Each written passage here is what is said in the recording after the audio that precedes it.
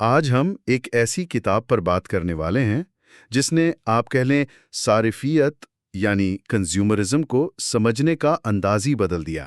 جی ژان بودریالارڈ۔ ژان بودریالارڈ ان کی 1970 کی کتاب the consumer society maths and structures. بالکل اور بات یہ ہے کہ یہ کتاب 50 سال سے زیادہ پرانی ہے لیکن آج بھی حیرت انگیز طور پر ریلیونٹ محسوس ہوتی ہے۔ جی ہاں، یہ اس کی خاص بات ہے۔ اور اس کتاب کی گہرائی میں جانے کے لیے ہم جارج رٹسر ان کے لکھے ہوئے تعارف کا سہارا لے رہے ہیں۔ یہ کتاب کے انگریزی ترجمے کا حصہ ہے۔ جی، رٹسر کا تعارف بہت مددگار ہے۔ ہاں، تو رٹسر کا تجزیہ ہمیں سمجھنے میں مدد دے گا کہ بودریالارڈ کیا کہہ رہے تھے اور یہ کتاب صرف چیزیں خریدنے سے کہیں زیادہ گہری کیوں ہے۔ بالکل، کیسے ہماری خواہشیں، ہماری شناخت، یہاں تک کہ پورا معاشرتی ڈھانچہ اس صارفیت سے جڑا ہوا ہے۔ تو آئیے رٹزر کی نظر سے دیکھتے ہیں کہ بودریالارڈ کے یہ خیالات کیا تھے اور آج ہمارے لیے کیوں اہم ہیں۔ اچھا، بس ایک چھوٹی سی بات پہلے واضح کر دیں، یہ گفتگو تعلیمی مقاصد کے لیے ہے۔ یہ کوئی لفظ بلفظ نیریشن نہیں ہے بلکہ آسان اردو میں ایک وضاحت ہے۔ جی، اور وائس اوور میں اے آئی کا استعمال ہوا ہے تو ہو سکتا ہے تلفظ میں کچھ کمی بیشی ہو جائے۔ ٹھیک ہے۔ چلیں شروع کرتے ہیں۔ لرن ود حمزہ یعقوب میں خوش آمدید۔ تو رٹزر بتاتے ہیں کہ یہ بودریالارڈ کے کیریئر کے ابتدائی دور کا کام ہے۔ جی ہاں، بعد میں تو وہ پوسٹ ماڈرنزم کے بہت بڑے نام بنے، لیکن رٹزر کے مطابق یہ کتاب ان کے ماڈرن فیز کی زیادہ عکاسی کرتی ہے۔ یہ تھوڑا دلچسپ نہیں کہ ایک ہی کتاب میں دونوں ادوار کی جھلک ہو؟ بالکل، اور رٹزر اسی نقطے کو بہت اہم سمجھتے ہیں۔ وہ کہتے ہیں کہ اسی وجہ سے یہ کتاب وسیع تر قارئین کو اپیل کرتی ہے۔ اچھا، کیسے؟ دیکھیے، جو لوگ پوسٹ ماڈرن سوچ رکھتے ہیں انہیں اس میں بودریالارڈ کے بعد والے مشہور خیالات جیسے وہ سیمولیشن وغیرہ ان کے ابتدائی آثار یوں سمجھے نظر آ سکتے ہیں۔ دوسری طرف جو ماڈرن نظریات کے حامی ہیں انہیں اس کتاب کا منظم انداز، مربوط دلائل اور وہ جو واضح حوالے دیتے ہیں وہ زیادہ پسند آ سکتا ہے۔ تو یہ ایک پل کی طرح ہوئی۔ جی، رٹسر کا ماننا ہے کہ یہ کتاب ایک پل کی طرح ہے جو بودریالارڈ کے فکری سفر کے 2 مراحل کو جوڑتی ہے۔ اور سب سے اہم بات، یہ آج بھی پرانی نہیں لگتی، فرسودہ نہیں ہوئی۔ اور اس کی تازگی کی ایک بڑی وجہ شاید بودریالارڈ کی وہ دور اندیشی ہے۔ رٹسر خود حیران ہیں کہ بودریالارڈ نے 1970 میں ہی ان چیزوں پر لکھ دیا تھا جو آج ہماری زندگی کا مرکز ہے۔ جی بالکل، جیسے فٹنس کا جنون۔ ہاں، ڈائٹنگ، موٹاپا، وہ کم کیلری والے کھانے، یہاں تک کہ جنسیت کا تجارتی استعمال۔ جی ہاں، اور کریڈٹ کارڈز کا ذکر تو خاص طور پر کمال ہے۔ اچھا، وہ کیوں؟ رٹسر بتاتے ہیں کہ جب کریڈٹ کارڈز بالکل نئی چیز تھے ہاں، تب تو بہت نئے ہوں گے۔ بالکل، بودریالارڈ نے تبھی ان کے معاشرتی اثرات، خاص طور پر قرض اور صارفیت کا جو تعلق ہے اس پر بات کی۔ یہ حیران کرنے والا ہے کیونکہ زیادہ تر مفکر اس وقت بھی پیداوار یعنی پروڈکشن پر ہی توجہ مرکوز کیے ہوئے تھے۔ صحیح۔ بودریالارڈ نے بہت پہلے یہ بھانپ لیا تھا کہ اصل کھیل اب صارفیت، کنزمپشن کے میدان میں کھیلا جائے گا، اور رٹزر کہتے ہیں کہ وقت نے بودریالارڈ کو صحیح ثابت کیا۔ آج ہم جسے پوسٹ ماڈرن معاشرہ کہتے ہیں وہ بنیادی طور پر ایک صارف معاشرہ ہی تو ہے۔ تو اگر یہ کتاب اتنی دور اندیش تھی تو پھر رٹزر اسے ماڈرن کیوں کہہ رہے ہیں؟ اس کے کون سے پہلو ماڈرن ہیں؟ رٹزر کے مطابق اس کا جو بنیادی ڈھانچہ ہے اور انداز تحریر وہ کافی ماڈرن ہے۔ اچھا۔ اس میں ایک واضح مربوط دلیل پیش کی گئی ہے۔ بودریالارڈ کھل کر بتاتے ہیں کہ وہ کن مفکرین سے متاثر ہیں، کن پر تنقید کر رہے ہیں۔ جیسے مثال کے طور پر وہ جان کینتھ گالبریتھ، ان کی مشہور کتاب دی ایفلوئنٹ سوسائٹی یعنی خوشحال معاشرہ، اس پر تنقید کرتے ہیں۔ اچھا، گالبریتھ پر کیا تنقید تھی؟ گالبریتھ تو کہہ رہے تھے کہ مغربی معاشرے بہت خوشحال ہو گئے۔ بالکل، لیکن بودریالارڈ رٹزر کے مطابق اس خیال کو چیلنج کرتے ہیں۔ وہ کہتے ہیں کہ کوئی معاشرہ مکمل طور پر خوشحال نہیں ہوتا۔ ہر معاشرے میں ساختی فراوانی، اسٹرکچرل ابنڈنس، اور ساختی قلت، اسٹرکچرل سکیرسٹی، یہ ایک ساتھ موجود ہوتی ہیں۔ یعنی نظام ایسا ہے کہ وہ امیری اور غریبی دونوں کو بے وقت پیدا کرتا ہے۔ بودریلیارڈ دلیل دیتے ہیں کہ ہم ایک گروتھ سوسائٹی یعنی ترقی یافتہ معاشرے میں رہتے ہیں، لیکن یہ ترقی سب کے لیے خوشحالی نہیں لاتی۔ رٹزر وضاحت کرتے ہیں کہ بودریلاڈ کے نزدیک یہ ترقی دراصل عدم مساوات کو برقرار رکھنے اور نظام کو چلانے کا ایک طریقہ ہے۔ ضروریات ہمیشہ پیداوار سے آگے رہتی ہیں، جس سے ایک مستقل، آپ کہیں، نفسیاتی محرومی، سائیکولوجیکل پاپرائزیشن پیدا ہوتی ہے۔ یہ تو گاربرتھ کی بات ہوئی۔ رٹزر اور کن بڑے مفکرین کا اثر دیکھتے ہیں اس کتاب پر؟ یہ حصہ ذرا گہرا ہو سکتا ہے لیکن اہم ہے۔ جی، رٹزر 4 بڑے نظریاتی اثرات کی نشاندہی کرتے ہیں۔ ہم ان کے صرف جوہر پر بات کریں گے۔ پہلا اور شاید سب سے واضح وہ ہے کارل مارکس۔ ٹھیک ہے۔ مارکس کے اشیاء، کموڈیٹیز، ان کی استعمالی قدر، یوز ویلیو اور تبادلہ قدر، ایکسچینج ویلیو، یہ تصورات بنیاد کا کام کرتے ہیں۔ بودریلاڈ پیداوار اور صارفیت میں دلچسپ متوازتی، پیراللز بھی دکھاتے ہیں۔ جیسے رٹزر بتاتے ہیں، بودریلاڈ کا کہنا تھا کہ جس طرح اجرت مزدور سے محنت نکلواتی ہے، اسی طرح کریڈٹ لوگوں سے بچت نکلواتا ہے۔ لیکن بودریلاڈ مارکس سے الگ کہاں ہوتے ہیں؟ یہ اہم ہے۔ وہیں جہاں وہ علامتی قدر یعنی سائن ویلیو کا تصور لاتے ہیں۔ یہ بہت اہم نقطہ ہے جسے رٹزر نے اجاگر کیا ہے۔ Sign value. جی، بودریلاڈ کہتے ہیں کہ ہم چیزیں صرف ان کے استعمال یا قیمت کی وجہ سے نہیں خریدتے، بلکہ اس لیے خریدتے ہیں کہ وہ کیا معنی دیتی ہیں، کیا علامت پیش کرتی ہیں، مثلاً سٹیٹس، پہچان یا کسی گروپ سے تعلق۔ اچھا، یہ سائن ویلیو مارکس کے تجزیے سے آگے کی بات ہے۔ اور دوسرا بڑا فرق رٹزر کے مطابق رویے کا ہے۔ مارکس انقلاب کے بارے میں پرامید تھے، جبکہ بودریلاڈ کا نقطۂ نظر زیادہ، آپ کہیں، مایوس کن ہے، پیسمسٹک۔ مایوس کن کیوں؟ کیونکہ وہ سمجھتے تھے کہ ایک گہرا کوڈ ہے جو سب کنٹرول کرتا ہے۔ اس پر ہم آگے بات کریں گے۔ ٹھیک ہے۔ مارکس کے بعد دوسرا بڑا نام ایمیل دورکھائم۔ رٹزر بتاتے ہیں کہ بودریلاڈ دورکھائم سے یہ خیال لیتے ہیں کہ صارفیت صرف انفرادی فعل نہیں ہے، بلکہ ایک اجتماعی رویہ، کلیکٹیو بیہیویئر، ایک طرح کی اخلاقیات، ایک ادارہ ہے۔ ہمیں صارف بننے کی تربیت دی جاتی ہے، سوشلائزیشن ہوتی ہے۔ اچھا۔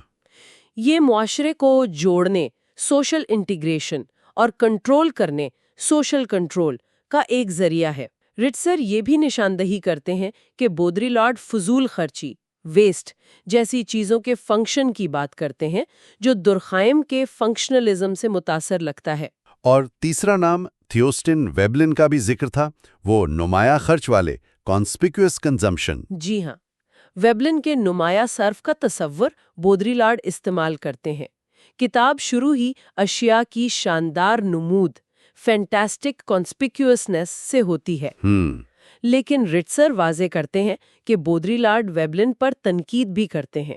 ان کا ماننا تھا کہ ویبلن صرف سطحی چیزوں جیسے دکھاوا، پریسٹیج یا نقل، امیٹیشن پر رک گئے، جبکہ بودریلاڈ ان کے پیچھے چھپی گہری ساختوں، اسٹرکچرز اور کوڈ کچھ سمجھنا چاہتے تھے جو لاشعوری طور پر ہمارے انتخاب کو کنٹرول کرتے ہیں۔ اور چوتھا، اور رٹزر کے مطابق سب سے اہم اثر، وہ ہے اسٹرکچرلزم یعنی ساختیات۔ اچھا، ساختیات۔ کتاب کا ذیلی عنوان میتھس اینڈ اسٹرکچرز خود اسی طرف اشارہ ہے۔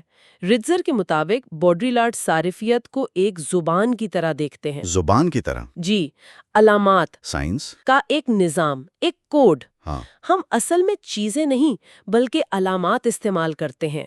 کسی چیز کی قدر اس کے استعمال سے زیادہ اس بات سے طے ہوتی ہے کہ وہ باقی نظام میں دوسری چیزوں سے کیسے مختلف ہے، کیا فرق پیدا کرتی ہے۔ اور یہ کوڈ جو لاشعوری طور پر کام کرتا ہے، ہماری خواہشات کو لامحدود بنا دیتا ہے، کیونکہ ہمیشہ کوئی نئی علامت، کوئی نیا فرق تلاش کرنے کو ہوتا ہے۔ اسی لیے صارف کبھی مکمل مطمئن نہیں ہوتا۔ یہ بات تو سمجھ آتی ہے کہ بودریلاڈ نے سوشیولوجی کے تصورات جیسے عدم مساوات یا سماجی تفریق استعمال کیے، خاص طور پر دورکھائم کے ذریعے۔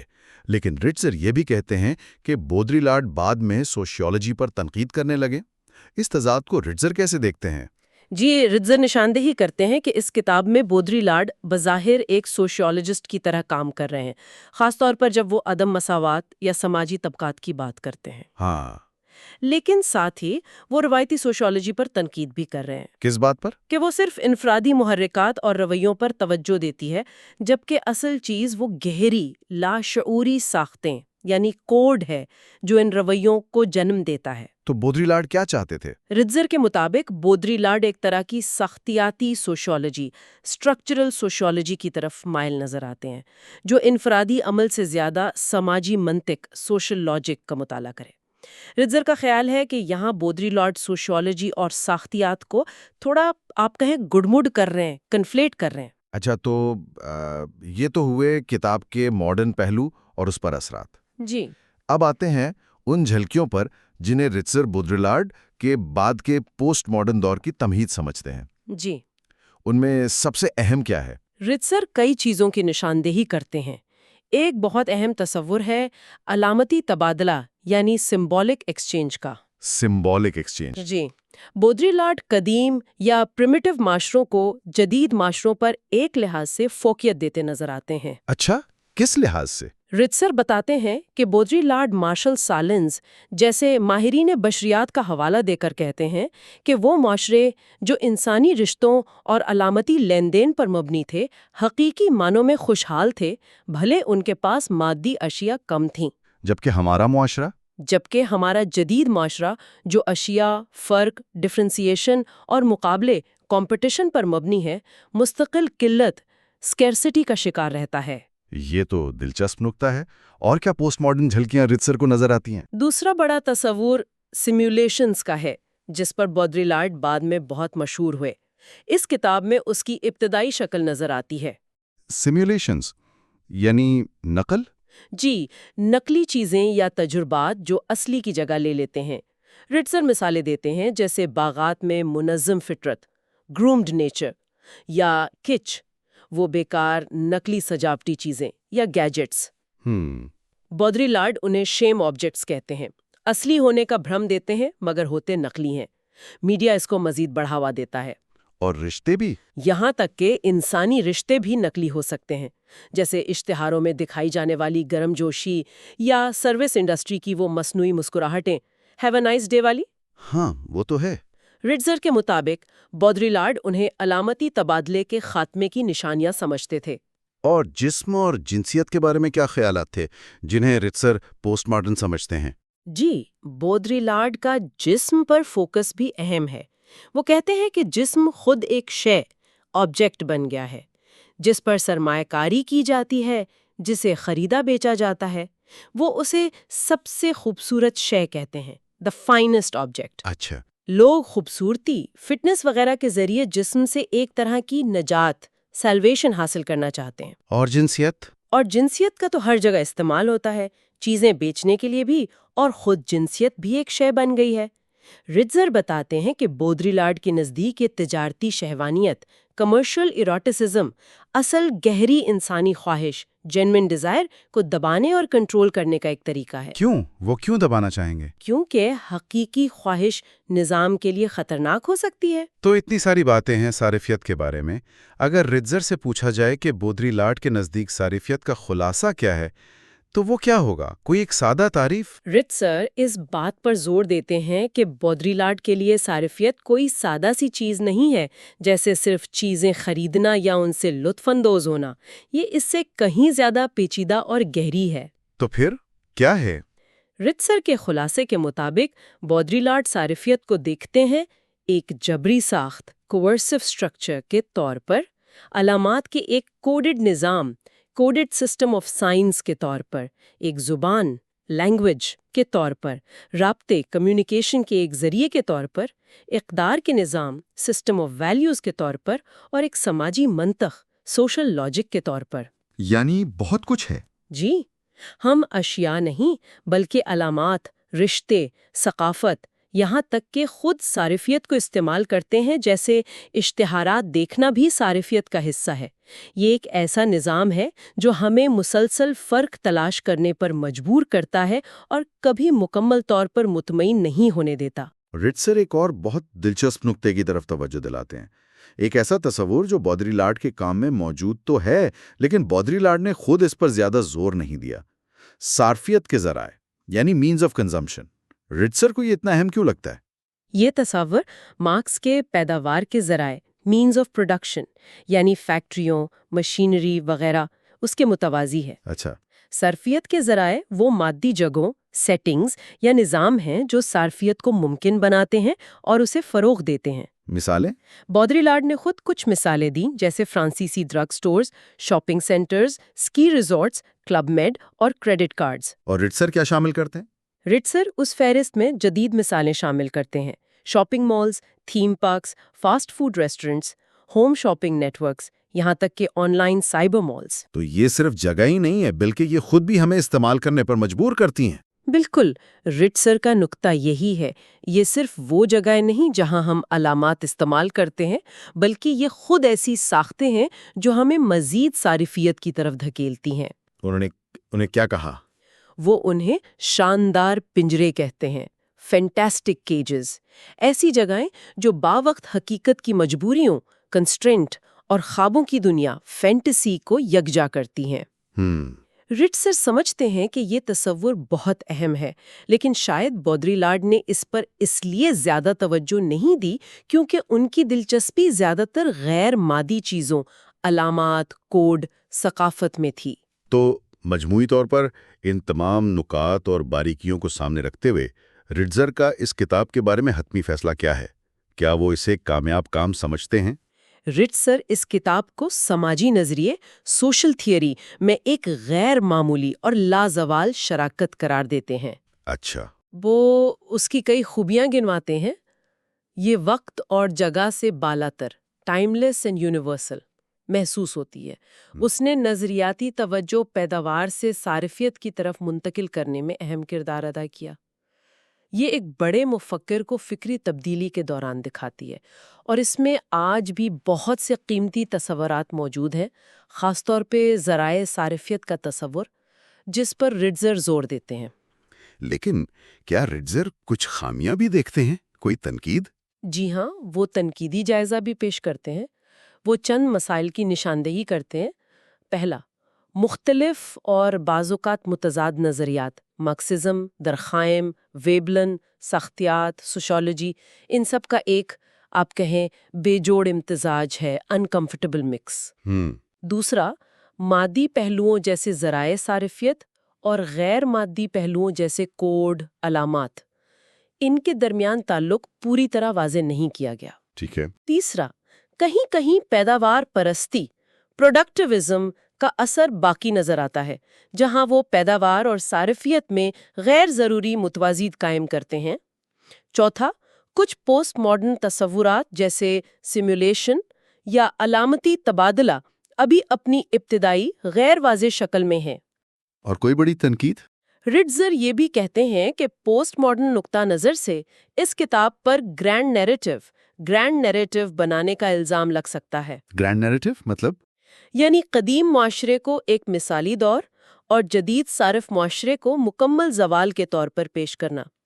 وہ خاص طور پر علامتی تبادلے کے تصور پر تنقید کرتے ہیں کہ بودریلاڈ اسے ایک غیر جانبدارانہ تنقیدی معیار، آرکیمیڈین پوائنٹ کے طور پر استعمال کرتے ہیں، جس کی وجہ سے قدیم معاشرہ غیر حقیقی حد تک مثبت اور جدید معاشرہ مکمل طور پر منفی نظر آتا ہے۔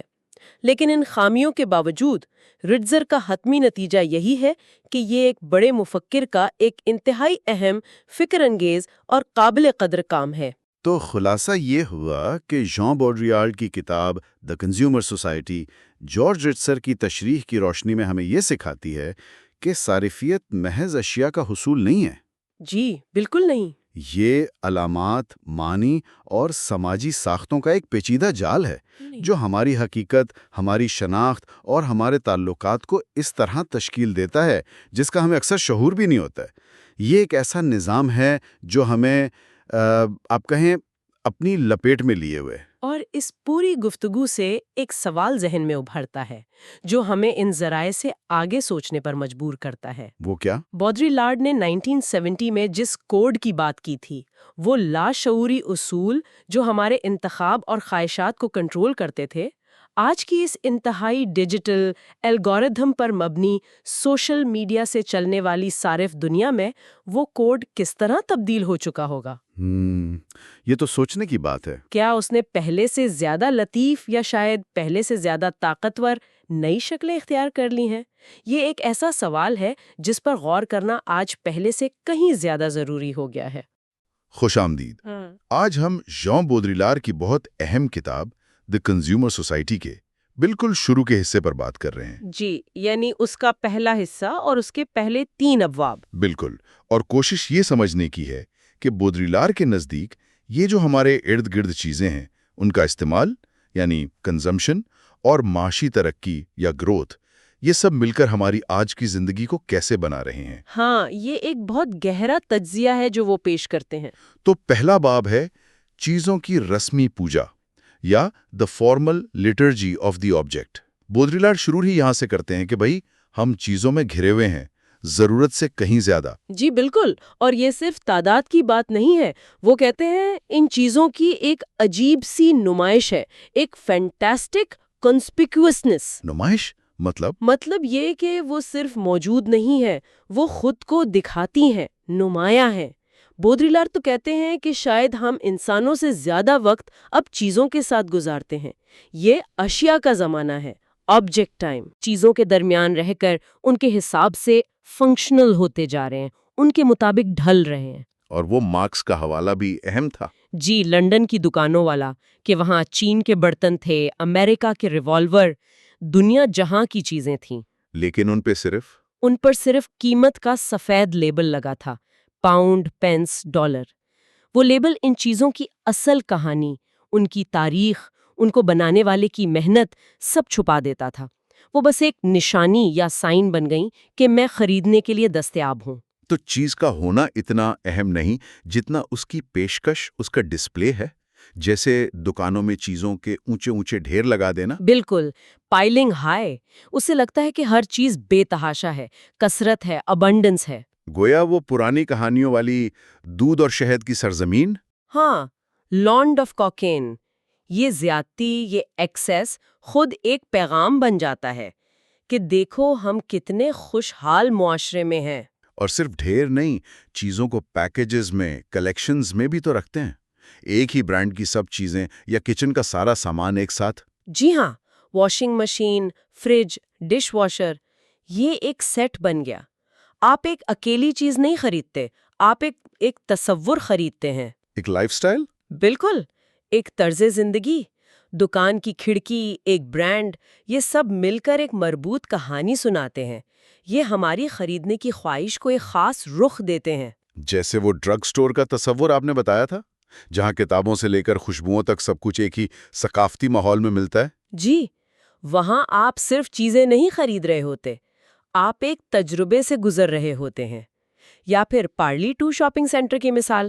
اچھا، وہ کیا تھا؟ ایک ایسی جگہ جہاں دکانیں، cinema, apartments, swimming pool, church, tennis court, سب کچھ ایک ہی جگہ، ایک مکمل کنٹرولڈ ایئر کنڈیشن ماحول میں سب کچھ ایک جگہ بنا دینے والی زندگی کو فروغ دیتے ہیں۔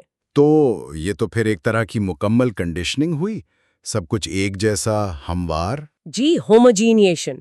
بودریلار اس کا موازنہ کرتے ہیں رومن پینتھیون سے۔ جیسے وہاں سارے دیوتا اکٹھے کر دیے گئے تھے، یہاں زندگی کے سارے الگ الگ حصے، کام، فرصت، فطرت، ثقافت، سب کو ملا کر ایک ماحول یا ایمبینس بنا دیا جاتا ہے۔ اور اس ملاوٹ میں اس میں ہر چیز اپنا خاص مطلب کھو دیتی ہے۔ وہ جو معنی کا گہرا کام ہوتا ہے نا، استعارہ، تضاد، وہ ختم ہو جاتا ہے۔ اس کی جگہ ایک لامتناہی ملاپ یا کمبینیٹری لے لیتا ہے۔ اور کریڈٹ کارڈ کا بڑھتا استعمال، وہ بھی اسی کی علامت ہے۔ نقد رقم کا غائب ہونا، یہ زندگی کی جو اصل پیچیدگی ہے، اس کی غلاظت کہہ لیں، اس کو چھپاتا ہے۔ سب کچھ صاف ستھرا، آسان نظر آتا ہے۔ سمجھا۔ اچھا، اب آتے ہیں اگلے بڑے خیال پر، کھپت کا معجزاتی درجہ یا دا میریکولس اسٹیٹس آف کنزمپشن۔ بودریلار یہاں میلینیشین کارگو کلٹ کی مثال دیتے ہیں، یہ کیا تھا؟ یہ بڑی دلچسپ مثال ہے۔ میلینیشیا بحر العقا کے جزیرے ہیں۔ وہاں کچھ قبائل نے دیکھا کہ یورپین لوگ جہازوں میں، ہوائی جہازوں میں بہت سا سامان لاتے ہیں جسے کارگو کہتے ہیں۔ ہاں، انہوں نے سوچا کہ یہ سامان تو ہمارے آبا و اجداد بھیج رہے ہیں، لیکن یہ گورے لوگ کسی چالاکی سے اسے راستے میں ہی ہتھیا لیتے ہیں۔ اچھا، تو انہوں نے کیا کیا؟ انہوں نے لکڑیوں اور پتوں سے جہازوں اور ہوائی پٹیوں کے ماڈل بنا لیے، اس امید پر کہ اس جادو سے اصلی کارگو، اصلی سامان ان کے پاس بھی اترنے لگے گا۔ تو بودریلار کہہ رہے ہیں کہ آج کے صارفین بھی کچھ ایسے ہی ہیں کہ ہم چیزیں جمع کرتے ہیں جو ان کے نزدیک خوشی کی نشانیاں ہیں اور سوچتے ہیں کہ اس سے اصل خوشی خود بخود آ جائے گی۔ بالکل، کھپت یعنی کنزمپشن ایک جادوئی عمل لگتا ہے۔ ہمیں یہ احساس ہی نہیں ہوتا کہ اس ٹی وی کے پیچھے، اس گاڑی کے پیچھے کتنی محنت ہے، کتنا پیچیدہ پیداواری نظام ہے۔ چیزیں بس نمودار ہو جاتی ہیں۔ جی، جیسے ٹی وی آن کیا اور تصویر آ گئی۔ یہ فراوانی یا ابنڈنس ہمیں اپنی محنت کا نتیجہ نہیں لگتی، یہ آسمان سے اترا ہوا من لگتی ہے، یا ٹیکنالوجی، ترقی، گروتھ جیسی کسی غیبی طاقت کا تحفہ۔ تو یہ ایک نیا کارگو کلرٹ ہے؟ ایک جدید کارگو کلرٹ، جی۔ ہم سمجھتے ہیں کہ یہ فراوانی ہمارا حق ہے، اور یہیں سے نشانیوں کی ہیرا پھیری یا مینیپولیشن آف سائنس کا نظام شروع ہوتا ہے۔ اور یہ نشانیاں حقیقت کو غائب بھی کر سکتی ہیں، جیسے خبروں کا استعمال۔ ہاں، بودریلار کہتے ہیں کہ ہم حقیقت کو فاصلے سے کنزیوم کرتے ہیں۔ انہوں نے مثال دی تھی جنرل ڈیگول کی سیکیورٹی ٹریننگ کی تصاویر کی۔ جب ہم وہ دیکھتے ہیں تو وہ صرف اطلاع نہیں رہتی، بلکہ ہم اس ممکنہ خطرے کے تصور کو، اس کی سنسنی کو کنزیوم کر رہے ہوتے ہیں، کنزیومڈ ورٹیگو، لیکن محفوظ فاصلے سے۔ ہم لائیو رپورٹنگ چاہتے ہیں۔ جی، سنیما ویریتے، آنکھوں دیکھا حال، لیکن ہم وہاں موجود ہوئے بغیر اس واقعے کا صرف سنسنی خیز احساس چاہتے ہیں، تھرل، حقیقت کا مزہ، بغیر کسی خطرے کے۔ اور اکثر واقعے کا مرکز خالی ہوتا ہے، ہاں، وہاں اکثر کچھ خاص نہیں ہو رہا ہوتا، صرف نشانیاں ہوتی ہیں، کیمرے ہوتے ہیں۔ تو ہم گویا نشانیوں کی پناہ میں رہ رہے ہیں، حقیقت سے ایک طرح کا انکار کرتے ہوئے۔ ہمارا تعلق نہ پوری دلچسپی کا ہے، نہ پوری لاتعلقی کا، بلکہ ایک عجیب سے تجسس کا ہے، کیوریوسٹی، جس میں ہم اصل بات کو سمجھنا نہیں چاہتے، ایک مس ریکگنیشن ہے۔ اور یہ سب روزمرہ کی زندگی میں ہوتا ہے۔ جی، ڈیلی لائف۔ بودریار کہتے ہیں کہ روزمرہ کی زندگی ایک ایسا نظام ہے جو باہر کی عوامی دنیا کو ہماری اندرونی نجی دنیا سے الگ رکھتا ہے۔ اور میڈیا اس میں کیا کردار ادا کرتا ہے؟ ماس میڈیا اس علیحدگی کو قابل برداشت بناتا ہے۔ وہ باہر کی دنیا کی صرف نشانیاں ہمارے گھروں تک پہنچا دیتا ہے، جیسے گھر میں آرام سے بیٹھ کر کسی جنگ کی فوٹیج دیکھنا۔ باہر کی جو ظالمانہ حقیقت ہے وہ گھر کے اندر آ کر ذاتی اور مانوس بن جاتی ہے۔ ہمیں تحفظ ملتا ہے کیونکہ ہم الگ ہیں۔ جی، لیکن اس سے ایک جرم کا احساس بھی پیدا ہوتا ہے، گلٹ، کہ ہم وہاں نہیں ہیں، کچھ کر نہیں رہے۔ تو پھر میڈیا حادثات، آفات کو اتنا ڈرامائی بنا کر کیوں دکھاتا ہے؟ تاکہ ہمارا یہ غیر فعال رہنا، یہ تحفظ جائز لگے کہ ہاں، باہر تو ہر وقت خطرہ ہے، یہ تحفظ ضروری ہے۔ سڑک حادثات کی خبریں، موسم کی پیشگوئیاں، یہ روز کی دعائیں بن جاتی ہیں۔ معاشرہ خود کو ایک گھرا ہوا یروشلم سمجھتا ہے، انسرکلڈ جیروشلم، امیر لیکن خطرے میں۔ یہ ہمیں تیسرے نقطے پر لاتا ہے، ترقی کا شیطانی چکر یا دی وشس سرکل آف گروتھ۔ یہ صرف افراد کا خرچ نہیں بلکہ اجتماعی خرچ بھی ہے جو حکومت کرتی ہے صحت، تعلیم پر، بظاہر عوام کے فائدے کے لیے۔ جی ہاں، بودریلار فرانس کی مثال دیتے ہیں کہ یہ اجتماعی خرچ بڑھا، 1959 میں 13% تھا، 1965 میں 17% ہو گیا۔ لیکن سوال یہ ہے کہ کیا اس سے مواقع برابر ہوئے؟ کیا عدم مساوات کم ہوئی؟ شواہد تو یہی بتاتے ہیں کہ نہیں۔ تعلیم تک رسائی میں امیروں اور غریبوں کے بچوں میں فرق اب بھی بہت زیادہ ہے۔ صحت کے شعبے میں بھی دولت کی تقسیم نو، ریڈسٹریبیوشن کچھ واضح نہیں، بلکہ شاید الٹا اثر ہو سکتا ہے۔ ٹیکس اور سوشل سیکیورٹی کے نظام مجموعی طور پر شاید غریبوں پر زیادہ بوجھ ڈالتے ہوں، ریگریسو ہوں، اور سرکاری سہولیات اکثر سماجی درجہ بندی کو کم کرنے کے بجائے اور مضبوط کرتی ہیں۔ آمدنی کی تقسیم میں تھوڑی سی برابری قائم رکھنے کے لیے بھی اب پہلے سے کہیں زیادہ ریڈسٹریبیوشن کی ضرورت ہے جو ہو نہیں رہی۔ تو اس ترقی کے اپنے نقصانات ہیں، ماحولیاتی تکالیف، انوائرمنٹل نیوسنس، یقیناً آلودگی، شور، شہری ماحول کا بگاڑ، ٹریفک جام، اور مزے کی بات، ٹریفک جام میں جلنے والا ایندھن بھی کھپت اور ترقی شمار ہوتا ہے۔ پانی کا مسئلہ بھی۔ جی، شہروں میں پانی اتنا خراب ہو گیا ہے کہ بوتل بند پانی پینا مجبوری بن گیا ہے۔ پھر ثقافتی تکالیف ہیں، بدصورت ہاؤسنگ اسٹیٹس، گھٹیا فلمیں، اور وہ مسئلہ کہ چیزیں جان بوجھ کر ایسی بنائی جاتی ہیں کہ جلدی پرانی یا خراب ہو جائیں، بلٹ ان آبسلیسنس۔ اور اس کا انسانی پہلو، مسلسل نقل و حرکت، بے چینی، عدم تحفظ۔ جی ہاں، یہ مسلسل تبدیلی اور مقابلے کا نفسیاتی اور سماجی دباؤ ہے۔ یہ نظام ایک طرح سے خود کو ہی کھا رہا ہے، ڈیوارز اٹ سیلف۔ وہ کیسے؟ دیکھیں، یہ نظام جو مسائل خود پیدا کرتا ہے، مثلاً آلودگی یا ترقی کی وجہ سے پیدا ہونے والی بیماریاں، ان کو حل کرنے پر جو خرچ آتا ہے اسے بھی مزید ترقی، مزید فراوانی شمار کیا جاتا ہے۔ اچھا، لوگ زیادہ سے زیادہ نظام پر منحصر ہوتے جا رہے ہیں۔ نظام خود کو قائم رکھنے میں ہی اپنی ساری توانائی خرچ کر دیتا ہے۔ یہ ایسی صورتحال ہے جیسے گاڑی کے پہیے تو گھوم رہے ہیں مگر گاڑی آگے نہیں بڑھ رہی، ویل سپن۔ یا وہ آلو والی مثال۔ ہاں، کہ آلو اگاؤ تاکہ آلو کھا سکو، تاکہ پھر آلو اگا سکو، ساری توانائی صرف بقا پر خرچ ہو رہی ہے۔ بودری-لار ترقی کو ناپنے کے پیمانے GNP یعنی گراس نیشنل پروڈکٹ پر بہت تنقید کرتے ہیں۔ GNP کا بھید یا مسٹیک آف GNP۔ وہ اسے اعداد و شمار کا سفید جادو کہتے ہیں، وائٹ میجک۔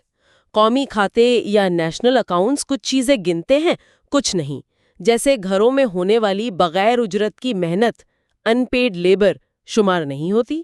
لیکن کچھ ایسی چیزیں شمار ہوتی ہیں جو نہیں ہونی چاہیے۔ شاید، لیکن سب سے اہم بات یہ ہے کہ وہ نقصانات کو، منفی چیزوں کو گنتے ہی نہیں ہیں یا پھر انہیں مثبت شمار کر لیتے ہیں۔ جیسے وہ فضائی آلودگی والی مثال۔ بالکل، فضائی آلودگی سے لوگوں کی نظر خراب ہوتی ہے، لیکن اس کے نتیجے میں جو زیادہ بجلی خرچ ہوتی ہے، زیادہ بلب، زیادہ اینکیں فروخت ہوتی ہیں، وہ GNP میں اضافہ شمار ہوتا ہے۔ نقصان، فرسودگی، ان کو منہا نہیں کیا جاتا۔ تو بودری-لار کہتے ہیں یہ صرف حساب کی غلطی نہیں، وہ کہتے ہیں اس میں ایک سچائی ہے۔ یہ نظام ان منفی پہلوؤں، ان تکالیف، اس فضلے پر ہی پھلتا پھولتا ہے۔ یہ چیزیں ترقی کا ایندھن بن جاتی ہیں۔ جیسے مینڈیول نے کہا تھا کہ برائیاں ہی معاشرے کو چلاتی ہیں۔ اور یہ ہمیں براہ راست ضیاع یا ویسٹ کے تصور کی طرف لاتا ہے۔ یہ صرف چیزیں پھینکنا نہیں، کچھ زیادہ بنیادی بات ہے۔ جی، بودیلار اس عام اخلاقی خیال کو مسترد کرتے ہیں کہ ضیاع صرف بیکار یا غیر معقول ہے۔ وہ کہتے ہیں کہ معاشرے ہمیشہ ضرورت سے زیادہ خرچ کرتے ہیں، ضائع کرتے ہیں، کیونکہ فالتو کو خرچ کرنے سے، اسے ضائع کرنے سے ہی فرد اور معاشرے کو اپنی طاقت، اپنی زندگی کا احساس ہوتا ہے۔ جیسے وہ پورٹلاچ کی مثال۔ ہاں، پوٹلاچ۔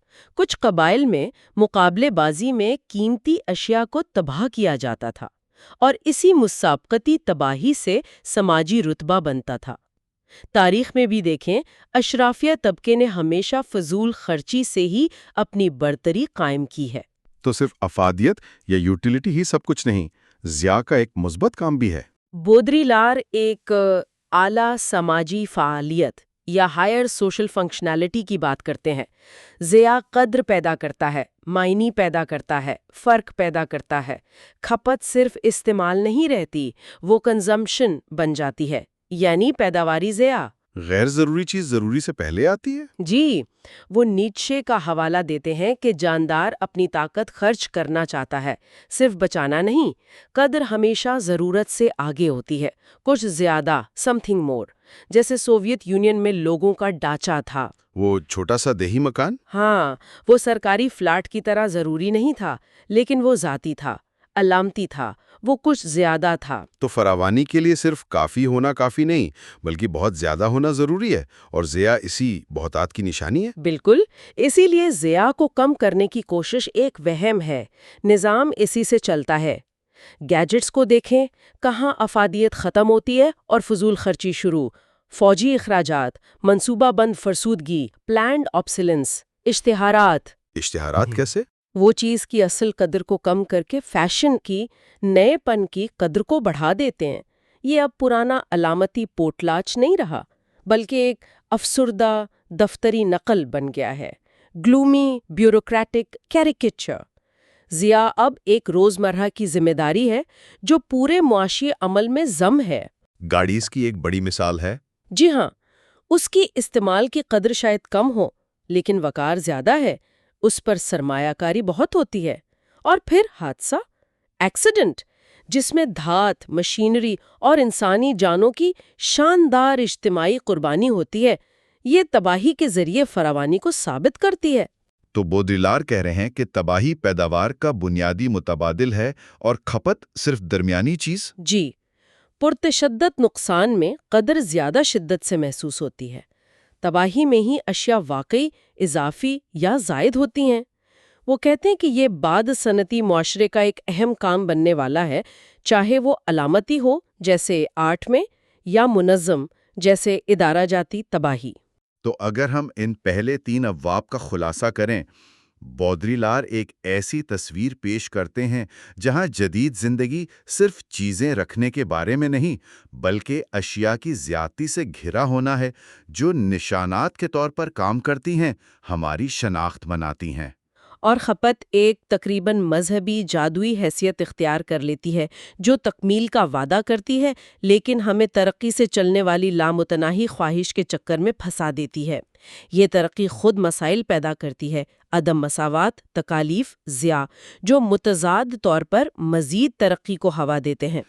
اہم نکتہ یہ لگتا ہے کہ صارفیت، کنزیومرزم، اس نظریے میں ضروریات پوری کرنے کے بارے میں نہیں، بلکہ نشانات، علامات اور یہاں تک کہ ضیاء کو منظم کرنے کے بارے میں ہے۔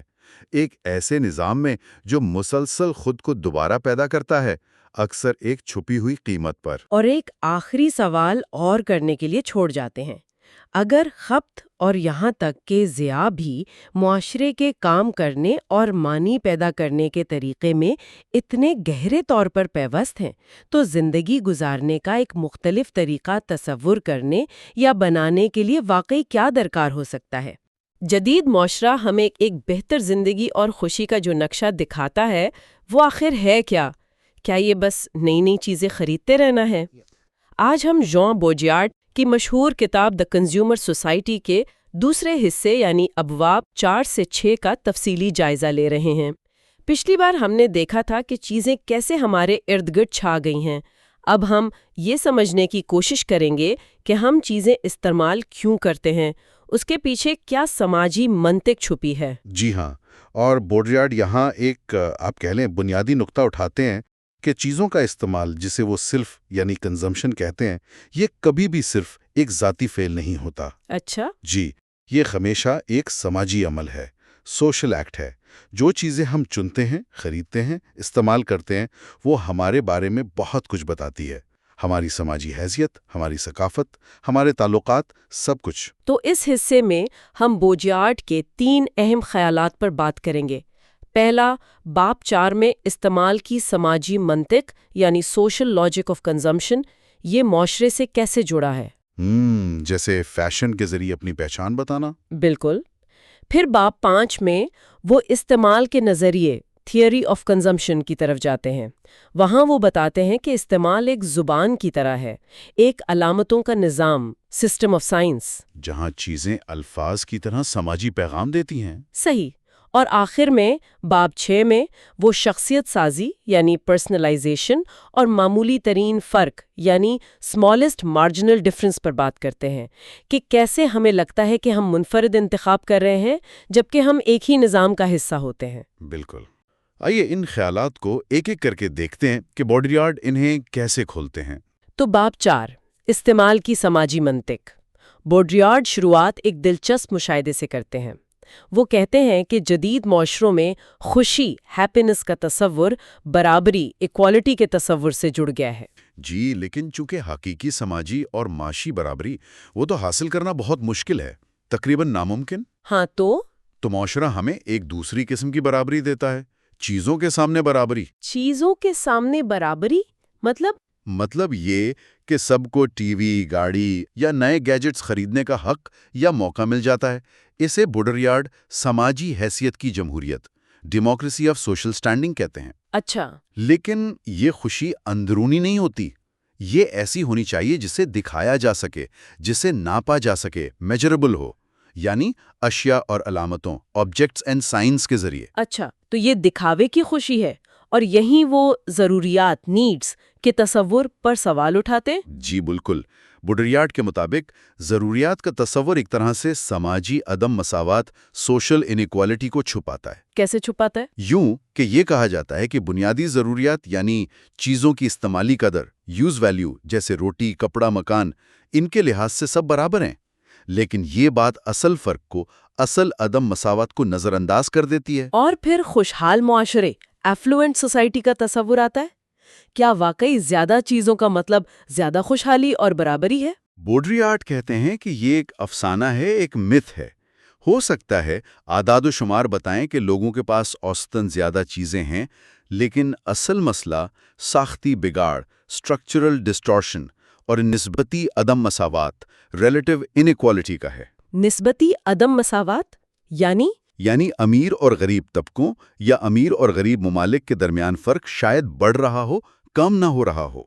وہ جان کینتھ گلبریتھ جیسے مفکرین پر تنقید کرتے ہیں جو سمجھتے تھے کہ غربت نظام کی ایک عارضی خرابی ہے جو ترقی سے ختم ہو جائے گی۔ جبکہ بوڈریارڈ کا خیال مختلف ہے۔ جی، بوڈریارڈ کا موقف ہے کہ شاید ترقی خود ہی عدم مساوات پیدا کرتی ہو اور نظام کو چلنے کے لیے اس عدم توازن، ڈس ایکویلیبریم کی ضرورت ہو۔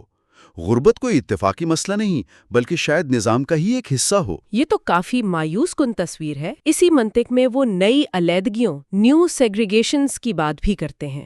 اس کا کیا مطلب ہے؟ اس کا مطلب ہے کہ جیسے جیسے بنیادی چیزیں جیسے ٹی وی، فریج عام ہوتی جاتی ہیں اور سب کی پہنچ میں آ جاتی ہیں، ہاں، تو پھر وہ حیثیت کی نشانی نہیں رہتی؟ بالکل، تو سماجی فرق، ڈسٹنکشن دکھانے کے لیے نئی چیزیں اہم ہو جاتی ہیں۔ اب حیثیت کا تعلق جگہ یعنی مہنگے علاقے میں رہنا، وقت یعنی فارغ وقت کا ہونا، خاموشی جو شور والے شہروں میں ایک لگژری ہے، صاف ہوا، علم یا طاقت جیسی نایاب سکیرس چیزوں سے ظاہر ہوتا ہے۔ اچھا، جیسے صاف ہوا کا حق تبھی ہوتا ہے جب وہ مفت نہ رہے۔ جی ہاں، جب وہ سب کے لیے دستیاب نہ رہے۔ آخر میں بوڈریارڈ استعمال کو ایک طبقاتی ادارہ، کلاس انسٹیٹیوشن کہتے ہیں۔ یہ نقطہ تھوڑا وضاحت طلب ہے۔ طبقاتی ادارہ؟ وہ اس کا موازنہ تعلیم سے کرتے ہیں۔ دیکھیں، بظاہر تعلیم سب کے لیے ہے، لیکن حقیقت میں تعلیمی نظام بھی سماجی فرق پیدا کرتا ہے، اسے برقرار رکھتا ہے۔ صحیح۔ اسی طرح استعمال کا نظام بھی ہے۔ صرف چند لوگ ہی اشیاء کی دنیا کے عقلی منطق، ریشنل لاجک کو سمجھتے ہیں، یعنی چیزوں کو ان کی افادیت یا جمالیات کی بنا پر پرکھنا، جبکہ زیادہ تر لوگ بوڈریارڈ کے مطابق ایک قسم کی جادوئی معیشت، میجیکل اکانومی میں پھنسے رہتے ہیں۔ جادوئی معیشت؟ ہاں، جہاں لگتا ہے کہ چیزیں خود بخود حیثیت یا خوشی دے دیں گی۔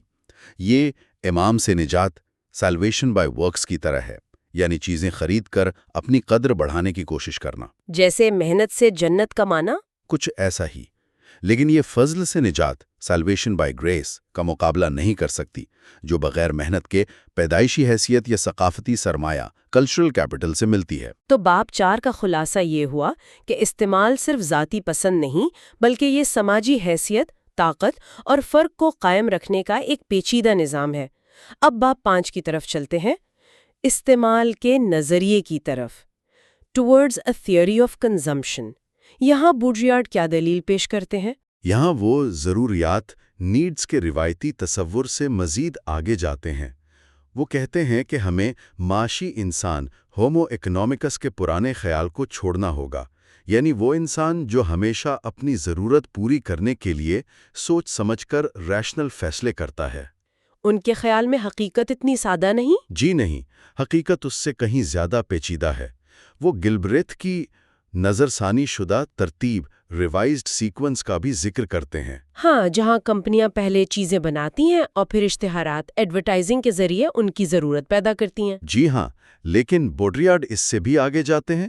وہ کہتے ہیں کہ مسئلہ صرف یہ نہیں کہ ہماری انفرادی ضروریات کو توڑا مروڑا جا رہا ہے، بلکہ اصل بات یہ ہے کہ ضروریات کا پورا نظام سسٹم آف نیڈز ہی اب پیداواری نظام سسٹم آف پروڈکشن کا حصہ بن گیا ہے۔ ضروریات کا نظام خود پیداواری قوت بن گیا ہے۔ بالکل، یہ خود ایک پیداواری قوت پروڈکٹیو فورس ہے۔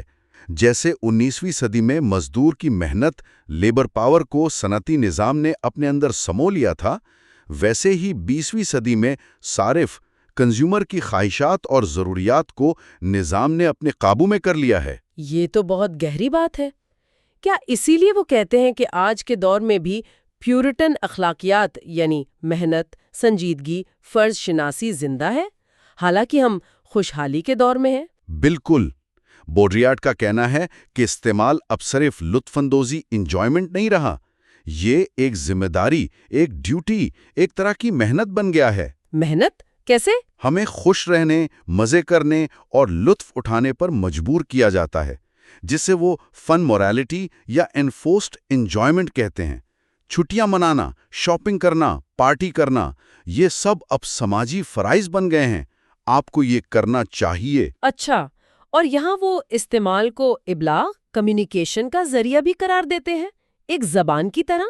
جی، وہ مشہور ماہر بشریات لیوی اسٹراس کا حوالہ دیتے ہیں۔ جیسے لیوی اسٹراس نے دکھایا کہ رشتہ داری کا نظام حیاتیاتی تعلقات کی جگہ سماجی معنی پیدا کرتے ہیں، ہاں، ویسے ہی بوڈریارڈ کہتے ہیں کہ استعمال کا نظام ہماری بنیادی ضروریات بائیولوجیکل نیڈز کی جگہ علامتوں سائنس کا ایک سماجی نظام لے آتا ہے۔ چیزیں معاشرے میں گردش کرتی ہیں، بالکل زبان کے الفاظ کی طرح۔ یا جیسے پرانے قبائلی معاشروں میں عورتوں کا تبادلہ سماجی تعلقات بناتا تھا۔ بالکل اسی طرح آج اشیاء کا تبادلہ اور استعمال سماجی معنی اور ترتیب پیدا کرتا ہے۔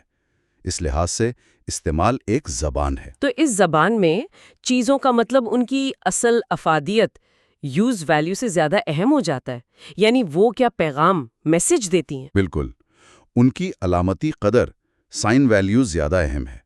بوڈریارڈ اس کی مثال نفسیات میں ہسٹیریا کی علامات سے دیتے ہیں۔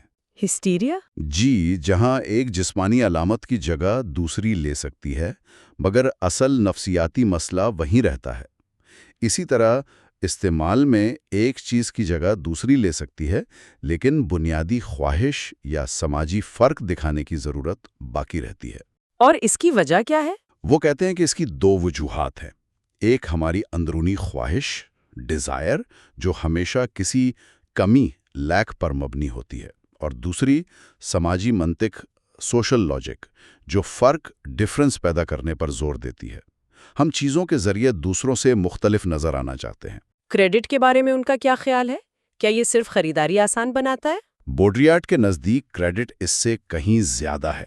یہ صرف معاشی سہولت نہیں، یہ لوگوں کو زبردستی بچت کرنے، منصوبہ بندی کرنے اور نظام کا پابند بنانے کا ایک سماجی ذریعہ ہے۔ اچھا، نظام کا پابند بنانے کا؟ جی، یہ لوگوں کو استعمالی قوت، کنزمپشن پاور کے طور پر نظام میں ضم کرتا ہے۔ وہ کہتے ہیں کہ 20ویں صدی میں عوام کو استعمال کی تربیت دینا اتنا ہی ضروری تھا جتنا 19ویں صدی میں انہیں فیکٹری میں کام کرنے کی تربیت دینا تھا۔ لیکن کیا یہ نظام لوگوں کو جوڑتا ہے یا الگ کرتا ہے؟ بوڈریارڈ کہتے ہیں کہ نہیں، یہ نظام افراد کو جوڑنے کے بجائے الگ کرتا ہے، آئسولیٹ کرتا ہے، یا پھر سماجی فرق، ڈفرینشیٹ پیدا کرتا ہے۔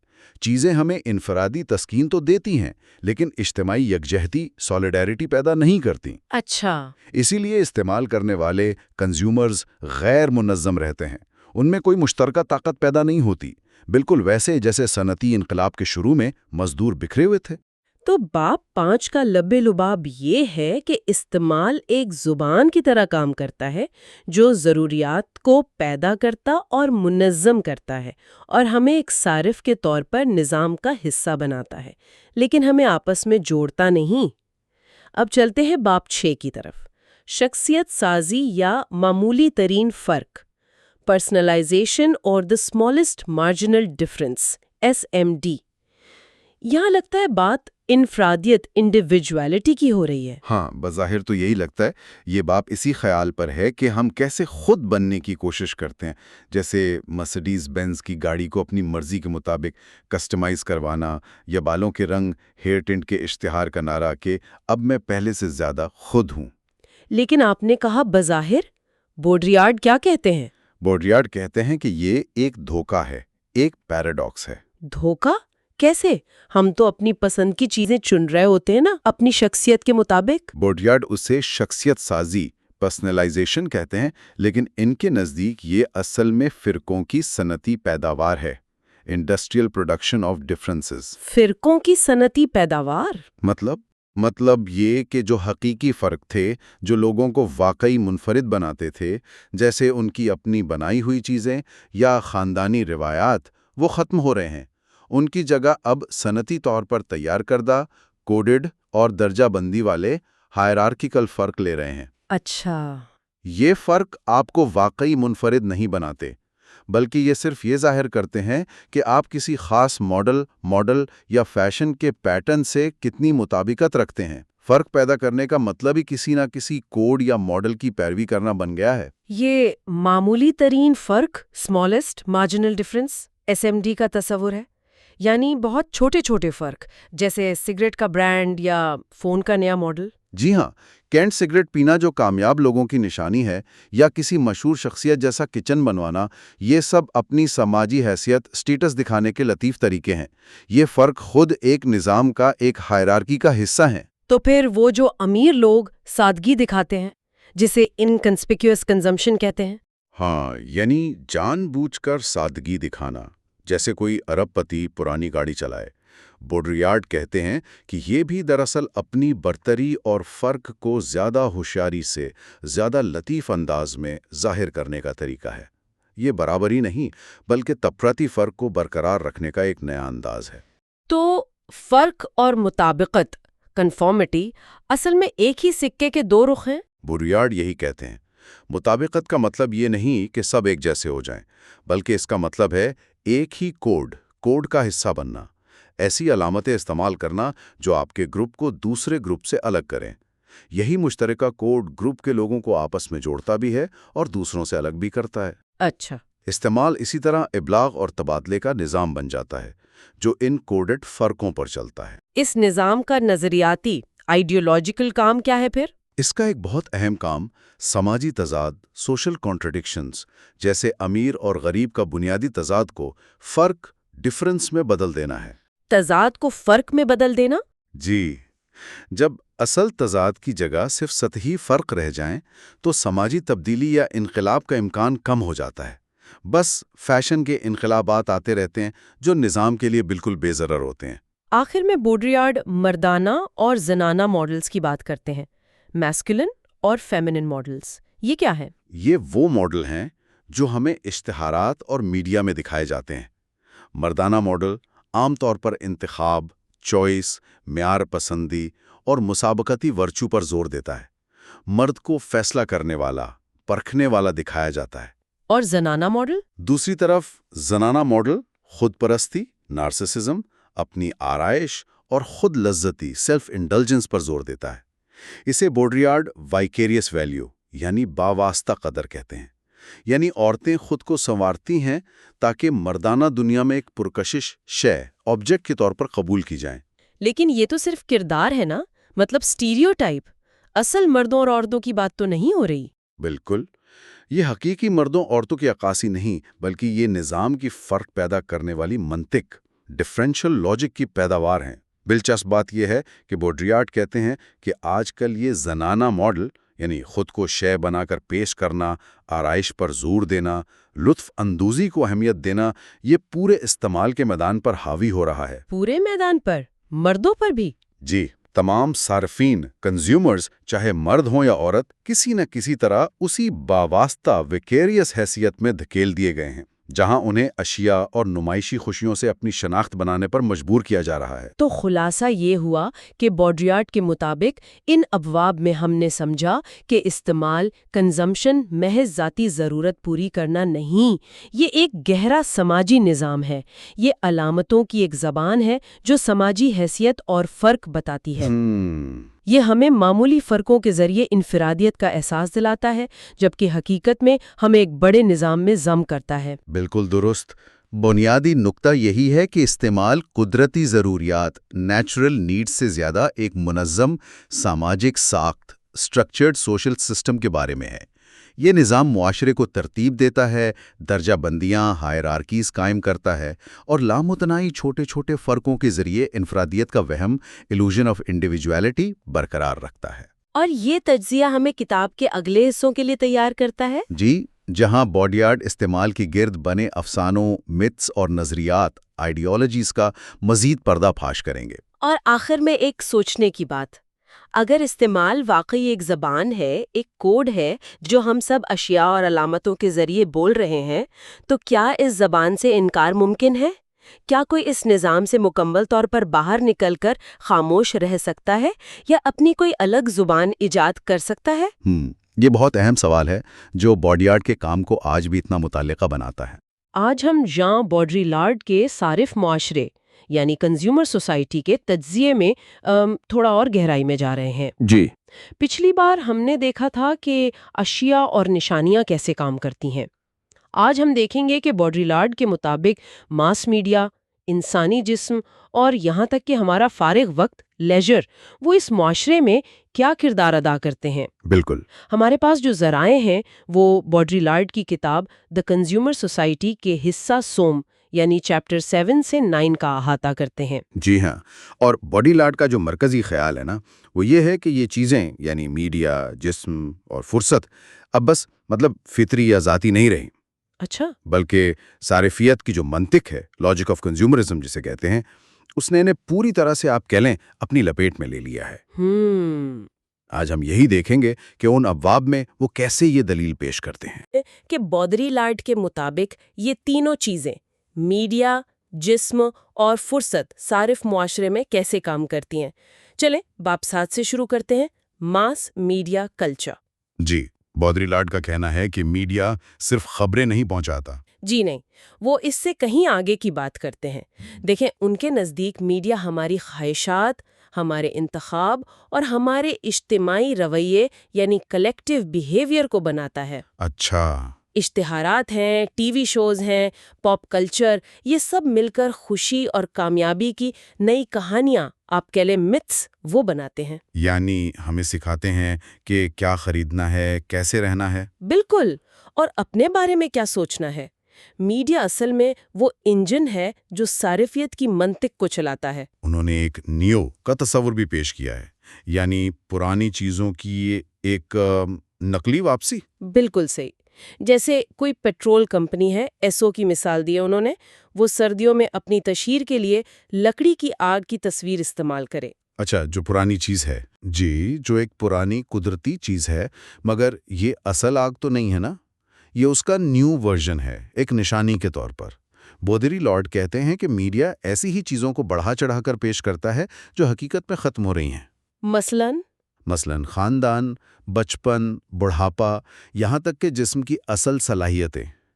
जैसे जैसे ये चीज़ें अपनी असल अहमियत खोती हैं, मीडिया उन्हें निशानियों यानी साइंस के तौर पर ज़्यादा नुमाया करता है। तो ये हकीकत से इनकार है। एक तरह से हकीकत का इनकार और निशानियों की हुक्मरानी। ये तो दिलचस्प बात है। फिर वो सकाफती रिसाइकलिंग यानी कल्चरल रिसाइकलिंग की बात करते हैं। क्या ये फैशन की तरह है कि पुरानी चीजें नए अंदाज में वापस आती रहती हैं? हाँ, कुछ ऐसा ही है। जैसे फैशन बदलता है ना, और हमें अप टू डेट रहना पड़ता है। जी। बॉडीयार्ड कहते हैं कि इल्म और सकाफत के साथ भी कुछ ऐसा ही हो रहा है। लोग असल सकाफती विरसा या तनकीदी सोच हासिल करने के बजाय अप टू डेट रहने के लिए सकाफती निशानियां और मालूमात हासिल करते हैं। तो ये असल इल्म नहीं? उनके मुताबिक ये इल्म का हकीकी इर्तिका नहीं, बल्कि फैशन की तरह एक चक्कर है जो चलता रहता है। मिसाल के तौर पर फितरत की दोबारा दरियाफ्त वो पार्कों और रिजॉर्ट्स की शक्ल में होती है, جو اصل فطرت نہیں بلکہ اس کا ریسائیکل شدہ ورژن ہے۔ تو کیا یہ ماس کلچر جسے ہم کہتے ہیں دراصل یہی ثقافتی ریسائکلنگ ہے؟ بودریلاڈ کے مطابق ہاں، لوگ اصل گہرائی میں نہیں جاتے، بس سطحی نشانیاں جمع کرتے ہیں تاکہ معاشرے کا حصہ محسوس کریں۔ انہوں نے ادنا مشترک ثقافت یا لوئسٹ کامن کلچر LCC کی اصطلاح استعمال کی ہے۔ LCC یہ کیا ہے؟ یعنی ثقافت کا وہ کم سے کم حصہ جو سب کو معلوم ہونا چاہیے، جیسے امتحان پاس کرنے کے لیے کم سے کم نمبر چاہیے ہوتے ہیں نا۔ ہاں۔ یہ گہری سمجھ نہیں بلکہ سماجی شمولیت کا ایک طریقہ ہے۔ بس اتنا جان لو کہ آپ باہر نہ رہ جاؤ۔ اور یہ صرف ثقافت تک محدود نہیں، انہوں نے ریڈیو گیمز اور کوئز شوز کی مثالیں بھی دی ہیں جہاں مقصد علم نہیں بلکہ شرکت اور رفتار ہے۔ بالکل، جیسے ٹرلپٹ گیم میں لوگ جواب سے سوال تک جاتے ہیں، یا کوئز مشین میں سوچنے کے بجائے آپ کتنی جلدی رد عمل دیتے ہیں، ریئیکشن ٹائم اس پر زور ہوتا ہے۔ صحیح۔ بودریلاڈ کہتے ہیں کہ ان کا اصل مقصد علم نہیں بلکہ رابطہ، کانٹیکٹ اور شرکت، پارٹیسپیشن، اس کا احساس پیدا کرنا ہے۔ یہ ٹیکنالوجی کے ذریعے ہونے والی ایک جدید رسم ہے۔ اور یہی منطق خریداری پر بھی لاگو ہوتی ہے؟ جی ہاں، خریدنا اب ضرورت پوری کرنا کم اور مختلف آپشنز میں سے انتخاب کرنا زیادہ بن گیا ہے، بالکل کوئز گیم کی طرح۔ پھر انہوں نے کچ اور گیجٹ کا ذکر کیا ہے، یہ کیا ہیں اور میڈیا کلچر سے کیسے جڑے ہیں؟ دیکھیں، کچ وہ سجاوٹی نقلی قسم کی چیزیں ہیں جو اکثر سوونیر کے طور پر ملتی ہیں۔ اچھا، جیسے تاج محل کا چھوٹا سا ماڈل؟ ہاں بالکل، ان میں اصلیت کم اور نقلی زیادہ ہوتی ہے۔ یہ اکثر نئے امیر ہونے والے طبقوں میں مقبول ہوتی ہیں جو اپنی حیثیت دکھانے کے لیے نشانیاں چاہتے ہیں۔ اور گیجٹ؟ گیجٹ دوسری طرف وہ کہتے ہیں کہ بعد از صنعتی معاشرے کی علامت ہے۔ یہ ایسی چیزیں ہیں جو بظاہر کارآمد لگتی ہیں لیکن ان میں بیکار ہونے کا امکان، پوٹینشیل یوزلیسنس اور کھیل کی طرح استعمال، لوڈک ویلیو، وہ شامل ہوتا ہے۔ مثال کے طور پر؟ جیسے کوئی بہت سارے فونٹس والا ٹائپ رائٹر، یا کوئی ایسی مشین جو بہت کچھ کرتی ہو مگر آپ کو اس کی ضرورت نہ ہو۔ بودریلاڈ کہتے ہیں کہ کچ اور گیجٹ دونوں ہی صارف معاشرے کی سطحی نوعیت اور نکالی کی جمالیات کو ظاہر کرتے ہیں۔ پن بال مشین کی مثال بھی دی گئی ہے جہاں کھلاڑی مشین کی روشنیوں اور آوازوں میں کھو جاتا ہے۔ کیا یہ بھی اسی کھیل یا لوڈک تعلق کی طرف اشارہ ہے؟ جی ہاں، بودریلاڈ کہتے ہیں کہ یہ تعلق جوڑ توڑ والا ہے، مینیپولیٹری ہے، جہاں اصل مقصد سمجھنا نہیں بلکہ سسٹم کے ساتھ کھلنا ہے۔ اور یہ رویہ صرف اشیاء تک نہیں، وہ کہتے ہیں یہ ہمارے لوگوں، ثقافت اور فرصت سے تعلقات پر بھی حاوی ہو رہا ہے۔ پاپ آرٹ کے بارے میں ان کا کیا خیال ہے؟ کیا وہ اسے صارفیت کی تنقید سمجھتے ہیں یا اسی کا حصہ؟ وہ کہتے ہیں کہ یہ دھواں ہے۔ ایک طرف پاپ آرٹ صارف معاشرے کی حقیقت کو دکھاتا ہے، نشانیاں، بڑے پیمانے پر پیداوار، مصنوعی ماحول۔ لیکن ایسا کرتے ہوئے وہ گہرائی یا تنقید کے بجائے سطح پر رہتا ہے۔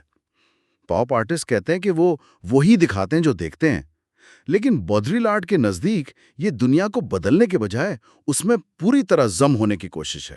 تو پھر کیا یہ آرٹ ہے بھی؟ وہ یہ بھی تسلیم کرتے ہیں کہ پاپ آرٹ اپنی کامیابی میں منطقی ہے کیونکہ وہ اسی نظام کی عکاسی کرتا ہے جس میں وہ موجود ہے۔ لیکن پاپ آرٹسٹ تو اصلیت اور جاگنے کی بات بھی کرتے ہیں، جیسے اولڈنبرگ یا جان کیج۔ ہاں، اور بودریلاڈ اسے ایک تضاد سمجھتے ہیں۔ دنیا مصنوعی نشانیوں کا کھیل بن چکی ہے، وہ اسے فطرت کے طور پر کیسے پیش کر سکتے ہیں؟ اینڈی وارہول کا وہ مشہور قول کہ میں مشین بننا چاہتا ہوں، یہ بھی اسی الجھن کو ظاہر کرتا ہے۔ تو آرٹ کا کیا رول رہ جاتا ہے؟ بودریلاڈ کے خیال میں آرٹ نہ تو پوری طرح روزمرہ میں جذب ہو سکتا ہے، نہ ہی اسے مکمل طور پر پکڑ سکتا ہے۔ پاپ آرٹس ٹھنڈا یعنی کول آرٹ ہے جو گہری جذباتی وابستگی کے بجائے تجریدی دلچسپی، ایبسٹریکٹ انوالومنٹ مانگتا ہے۔ میڈیا پر واپس آتے ہیں، انہوں نے پیغامات کی ترتیب، آرکسٹریشن آف میسیجز کا ذکر کیا ہے، یعنی خبروں اور اشتہارات کا ایک ساتھ آنا۔ جی، ٹی وی یا ریڈیو پر دیکھیں، سنجیدہ خبریں چل رہی ہوتی ہیں اور فوراً بعد کوئی بہت جذباتی اشتہار آ جاتا ہے۔ ہاں، ایسا ہوتا ہے۔ بودریلاڈ کہتے ہیں کہ اس کا اصل اثر یہ ہوتا ہے کہ ہر چیز برابر ہو جاتی ہے۔ تاریخ، کوئی معمولی واقعہ، معلومات، اشتہار، سب نشانیوں کی سطح پر آ جاتے ہیں۔ ہم مواد کو نہیں بلکہ ان تمام ممکنہ تماشوں کے تسلسل کو استعمال یعنی کنزیوم کرتے ہیں۔ یہ میکلوہن کے مشہور کال میڈیم ہی پیغام ہے، the medium is the message سے جڑتا ہے۔ بالکل، اصل پیغام مواد نہیں بلکہ وہ طریقہ ہے جس سے میڈیا حقیقت کو برابر قابل تبادلہ نشانیوں میں توڑ دیتا ہے۔ ویتنام جنگ کی خبر سے لے کر کسی ویرائٹی شو تک سب ایک ہی بہاؤ کا حصہ بن جاتے ہیں۔ تو حقیقت کیا رہ گئی پھر؟ بودرلاڈ یہاں بورسٹن کے نقلی واقعہ یعنی سیوڈو ایونٹ کا بھی حوالہ دیتے ہیں کہ واقعات اب تجربے سے نہیں بلکہ میڈیا کے ذریعے تیار کیے جاتے ہیں تاکہ وہ قابل استعمال کنزیومیبل بن سکیں۔ اور اشتہار بازی کے بارے میں ان کا کیا کہنا ہے؟ کیا وہ جھوٹے ہوتے ہیں؟ بودرلاڈ کہتے ہیں کہ اشتہار سچ اور جھوٹ سے بالاتر ہیں، وہ شے کو ایک واقعہ بنا دیتے ہیں۔ واقعہ کیسے؟ جدید اشتہار بازی وہ کہتے ہیں تب شروع ہوئی جب وہ خود بنائی گئی خبر میڈ نیوز بن گئی۔ چونکہ ان کا حقیقت سے کوئی براہ راست تعلق نہیں ہوتا، اس لیے وہ نہ سچے ہوتے ہیں نہ جھوٹے۔ وہ ایک خود پورا ہونے والی پیشن گوئی سیلف فلفلنگ پروفیسی کی طرح کام کرتے ہیں۔ یہ کہہ کر سچ کر دینا کہ یہ ایسا ہے۔ بالکل، جیسے پرسل واشز وائٹسٹ، یہ دعویٰ بار بار دہرا کر خود ہی اپنی دلیل بن جاتا ہے۔ اشتہار امید بیچتا ہے، سمجھ؟ میڈیا کا یہ تجزیہ تو واقعی بہت وسیع ہے۔ اب باب 8 کی طرف چلتے ہیں۔ عنوان ہے بہترین صارف شے، جسم۔ کیا مطلب ہے کہ جسم ایک صارف شے ہے؟ بودرلاڈ کا کہنا ہے کہ جدید معاشرے میں جسم پر جو توجہ دی جاتی ہے، خوبصورتی، فٹنس، صفائی، خوراک، علاج، جوانی کا جنون، جی ہاں، یہ تو بہت عام ہے۔ کہ یہ سب ظاہر کرتا ہے کہ جسم نے ایک طرح سے روح کی جگہ لے لی ہے۔ جسم اب صرف ہمارا ذاتی وجود نہیں رہا بلکہ ایک ایسی شے بن گئی ہے جسے دکھایا جاتا ہے، جس پر سرمایہ کاری کی جاتی ہے اور جسے استعمال کیا جاتا ہے۔ سرمایہ کاری جسم پر؟ جی، وہ اسے دوہری مشق کہتے ہیں۔ جسم بطور سرمایہ کیپٹل اور جسم بطور فیٹش یعنی ایک ایسی شے جس سے غیر معمولی لگاؤ ہو۔ اس کی وضاحت کیسے کی گئی ہے؟ ایل میگزین کی مثال دی گئی ہے۔ ہاں، میگزین کا نعرہ تھا آپ کے جسم کی خفیہ چابیاں۔ بودرلاڈ کہتے ہیں کہ جسم کو ایک علاقے کی طرح دریافت کیا جا رہا ہے تاکہ خوشی، صحت، خوبصورتی جیسی نشانیاں نکالی جا سکیں۔ یہ تو خود پسندی ہوئی نا، نارسزم ہے، لیکن یہ ذاتی نہیں بلکہ دکھاوے کے لیے منظم خود پسندی ہے۔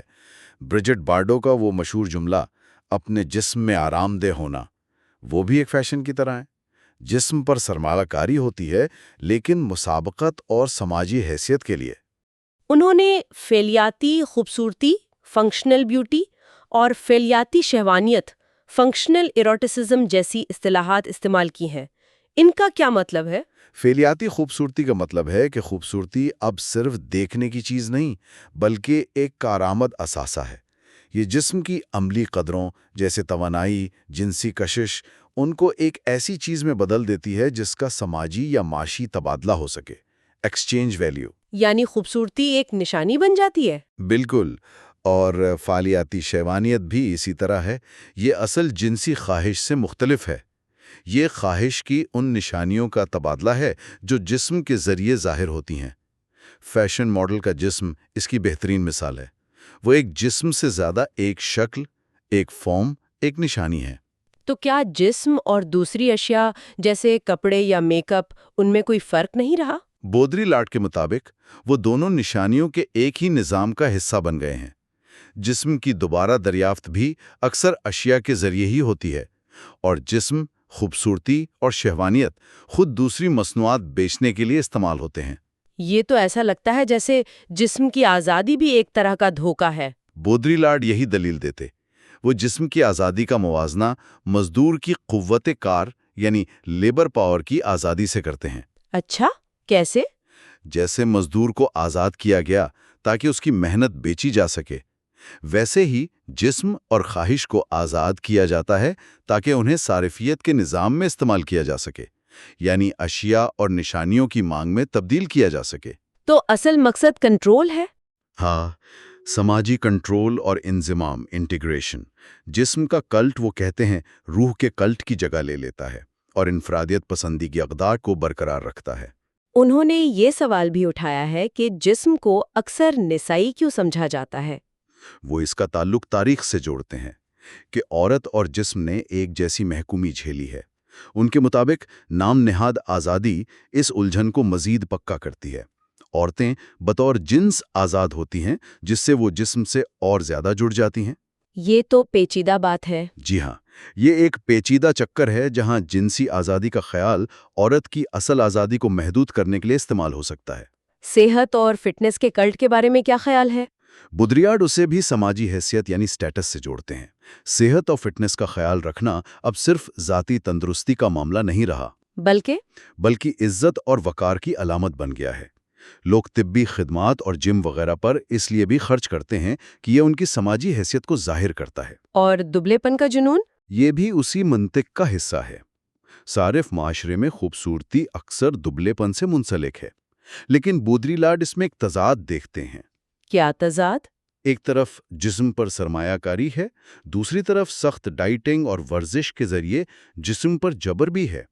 یہ خوبصورتی اور جبر کا ملاپ ہے۔ یہ ظاہر کرتا ہے کہ جسم کس طرح نظم و ضبط، ڈسپلن کا میدان بن گیا ہے۔ اشتہارات میں سیکشولیٹی کے استعمال کے بارے میں ان کی کیا رائے ہے؟ کیا یہ واقعی لاشعوری خواہشات کو اپیل کرتا ہے؟ بودریلاڈ پوشیدہ قائل کرنے یعنی ہڈن پرسویژن کے اس عام خیال پر تنقید کرتے ہیں۔ وہ سوال اٹھاتے ہیں کہ کیا اشتہارات میں دکھائی جانے والی جنسیت میں واقعی کوئی گہری نفسیاتی خواہش یعنی لیبیڈو ہوتی ہے؟ تو پھر کیا ہوتا ہے؟ ان کے خیال میں یہ اکثر سطحی ثقافتی حوالے ہوتے ہیں، حقیقی نفسیاتی علامات نہیں۔ یہ لاشعور کی نہیں بلکہ نفسیاتی تجزیے کی ثقافت، سائیکو انالیٹک کلچر کی بات کرتا ہے۔ جنسیت کو خالی کر کے اسے صارفیت کا مواد بنا دیا جاتا ہے۔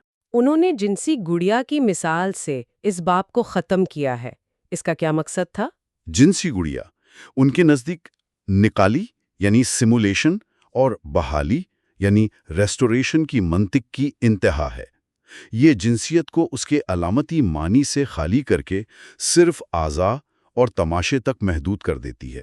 اسے ایک شے بنا دیتی ہے؟ جی بالکل، ایک شے جس کی استعمالی قدر یوز ویلیو اور تبادلہ قدر ایکسچینج ویلیو ہو۔ یہ جسم کا تجزیہ بھی کافی گہرا تھا۔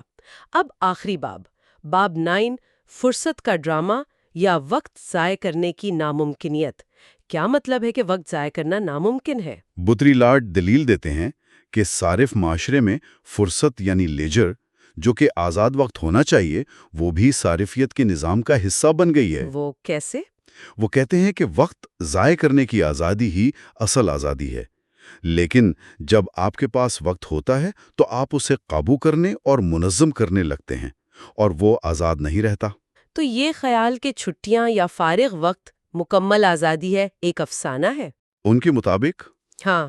وہ مشہور کہانی سناتے ہیں کلب میڈ کی، جہاں مینیجنگ ڈائریکٹر اور چوکیدار دونوں چھٹیوں پر برابر ہوتے ہیں، جو بظاہر برابری دکھاتی ہے، لیکن اصل میں ایسا نہیں۔ بودریلاڈ کہتے ہیں کہ وقت کوئی غیر جانبدار چیز نہیں جسے بانٹا جا سکے، بلکہ یہ خود ثقافت اور پیداوار کے نظام کی پیداوار ہے۔ وقت پیسہ ہے والا تصور یہاں کیسے لاگو ہوتا ہے؟ بودریلاڈ کہتے ہیں کہ فارغ وقت بھی خریدا اور بیچا جاتا ہے۔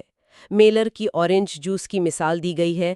آپ پیسے دے کر وہ وقت خریدتے ہیں جو جوس نکالنے میں لگتا۔ صحیح۔ اسی طرح واشنگ مشین جیسی اشیاء فارغ وقت خریدنے کا ذریعہ بن جاتی ہیں۔ وقت بھی ایک شے بن گیا ہے جس کا تبادلہ ہوتا ہے۔ تو کیا چھٹیوں پر بھی ہم پیداواری نظام سے آزاد نہیں ہوتے؟ بودریلاڈ کا کہنا ہے کہ نہیں، کام کے وقت اور فرصت کے وقت کی تقسیم صرف رسمی ہے، حقیقی نہیں۔ چھٹیوں پر بھی مجبوریاں اور دباؤ ہوتے ہیں۔ کیسا دباؤ؟ اچھی طرح وقت گزارنے کا دباؤ، جگہیں دیکھنے کا دباؤ، لطف اندوز ہونے کا دباؤ۔ اسے رائس مین نے تفریحی اخلاقیات یعنی فن موریلٹی کہا ہے۔ چھٹیوں میں بھی ایک طرح کی کارکردگی، پرفارمنس اور فرض شامل ہو جاتا ہے۔ کیا فرصت بھی سماجی حیثیت دکھانے کا ایک طریقہ ہے؟ بالکل۔ فرصت کا استعمال کیسے کیا جاتا ہے، یہ سماجی امتیاز، سوشل ڈسٹنکشن کو ظاہر کرتا ہے۔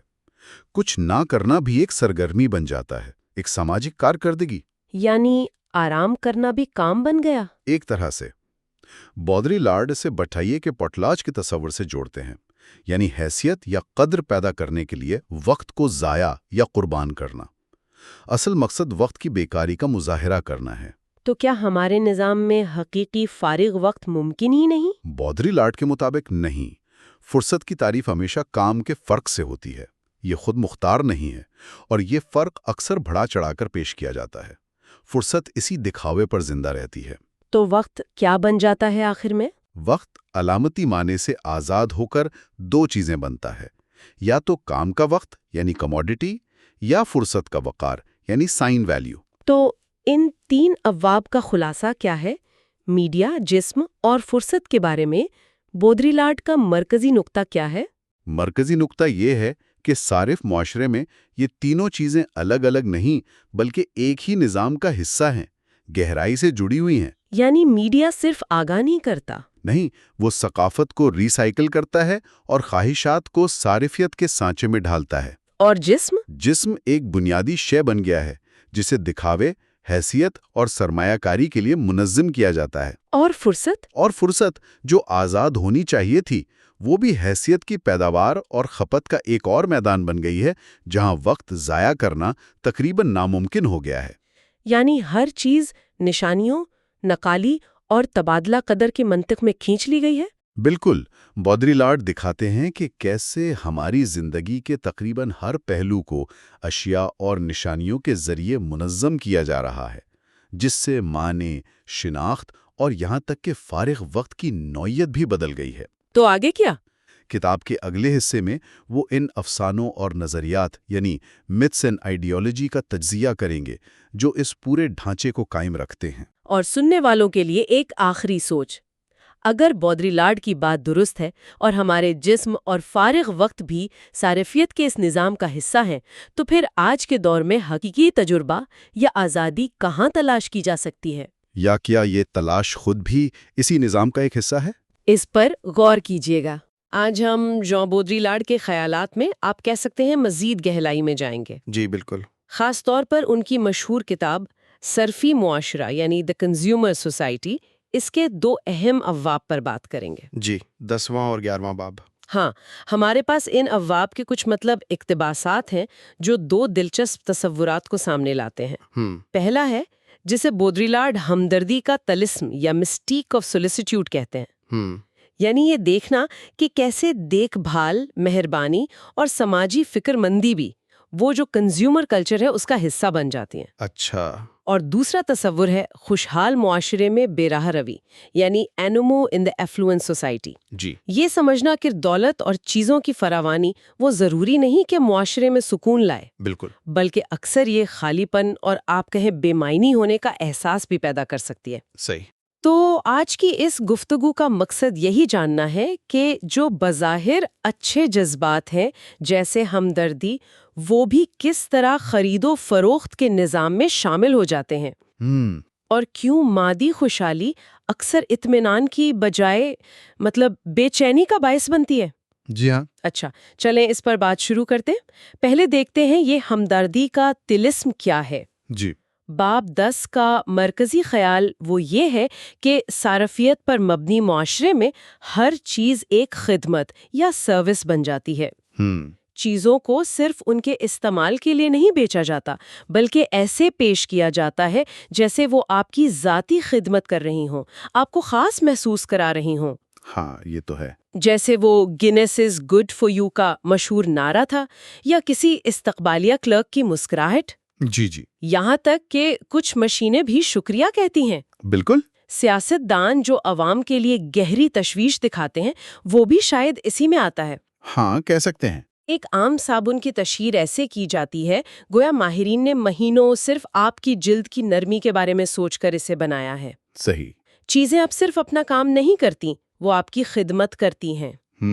بودریلاڈ کہتے ہیں کہ یہ ذاتی توجہ اور خدمت کا احساس ہی صارف کلچر کو معنی دیتا ہے، نہ کہ صرف چیز کا استعمال۔ اچھا۔ جدید صارف اسی ہمدردی یعنی سولیسیٹیوڈ کی دھوپ میں جی رہا ہے۔ اور اس میں آپ دیکھیں، ایک گہری بات یہ ہے کہ یہ صرف مارکیٹنگ نہیں ہے، اس کا تعلق سماجی کنٹرول سے بھی ہے۔ اچھا، وہ کیسے؟ جو ادارے سماجی بہبود کا کام کرتے ہیں نا، ہم۔ جیسے social security, pension, subsidy, insurance وغیرہ، جی وہ بظاہر بہت فیاض لگتے ہیں۔ ہاں لگتے تو ہیں۔ ریاست ٹیکس لیتی ہے اور پھر ان پیسوں کو مدد کے طور پر واپس دیتی ہے، جس سے وہ بہت مہربان اور خیال رکھنے والی لگتی ہے۔ جی بالکل۔ اس کے لیے اکثر ماں جیسی یا حفاظتی زبان استعمال ہوتی ہے، جیسے سماجی تحفظ، خاندانی مدد وغیرہ۔ لیکن بودری لاڈ کا تجزیہ یہ ہے کہ اس اجتماعی یکجہتی اور محنت سے کمائے گئے سماجی فائدوں کا اصل مقصد اکثر سماجی نظام پر کنٹرول برقرار رکھنا ہوتا ہے۔ اچھا۔ منافع کا ایک چھوٹا حصہ قربان کر کے پورے نظام کو بچایا جاتا ہے۔ یہ فائدے یعنی بینیفٹس اصل میں ہونے والے استحصال کو چھپانے کا کام بھی کر سکتے ہیں۔ گویا ہر تبادلہ چاہے وہ کتنا ہی مفت کیوں نہ لگے، اصل میں مفت نہیں ہوتا۔ تو یہ صرف اداروں کی سطح پر نہیں ہے بلکہ روزمرہ کے جو انسانی تعلقات ہیں ان میں بھی نظر آتا ہے۔ بالکل۔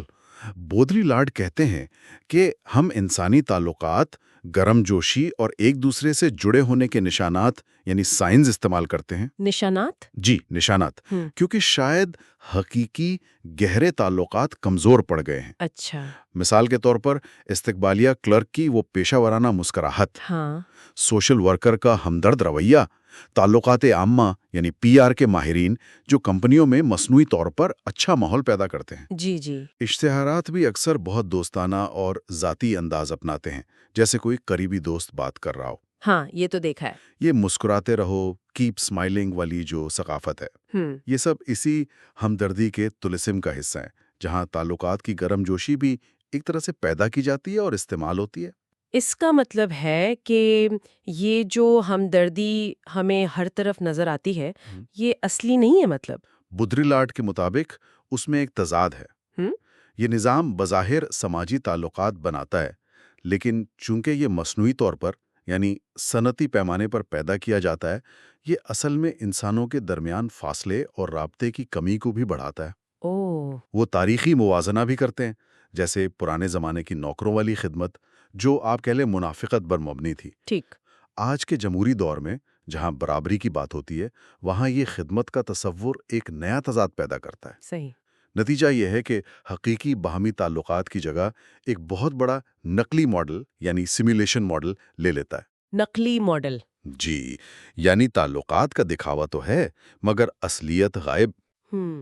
پہلے شاید سرکاری آفیسر بدتمیز ہوتا تھا یا دکاندار چاپلوس، لیکن آج کی خدمت زیادہ پیشہ ورانہ، ٹھنڈی اور کہہ لیں حسابی ہوتی ہے۔ اچھا۔ جیسے ایئرپورٹ اناؤنسر کی وہ بے تاثر آواز یا ایک طے شدہ مسکراہٹ۔ بالکل۔ اور اشتہارات کا اس میں کیا کردار ہے؟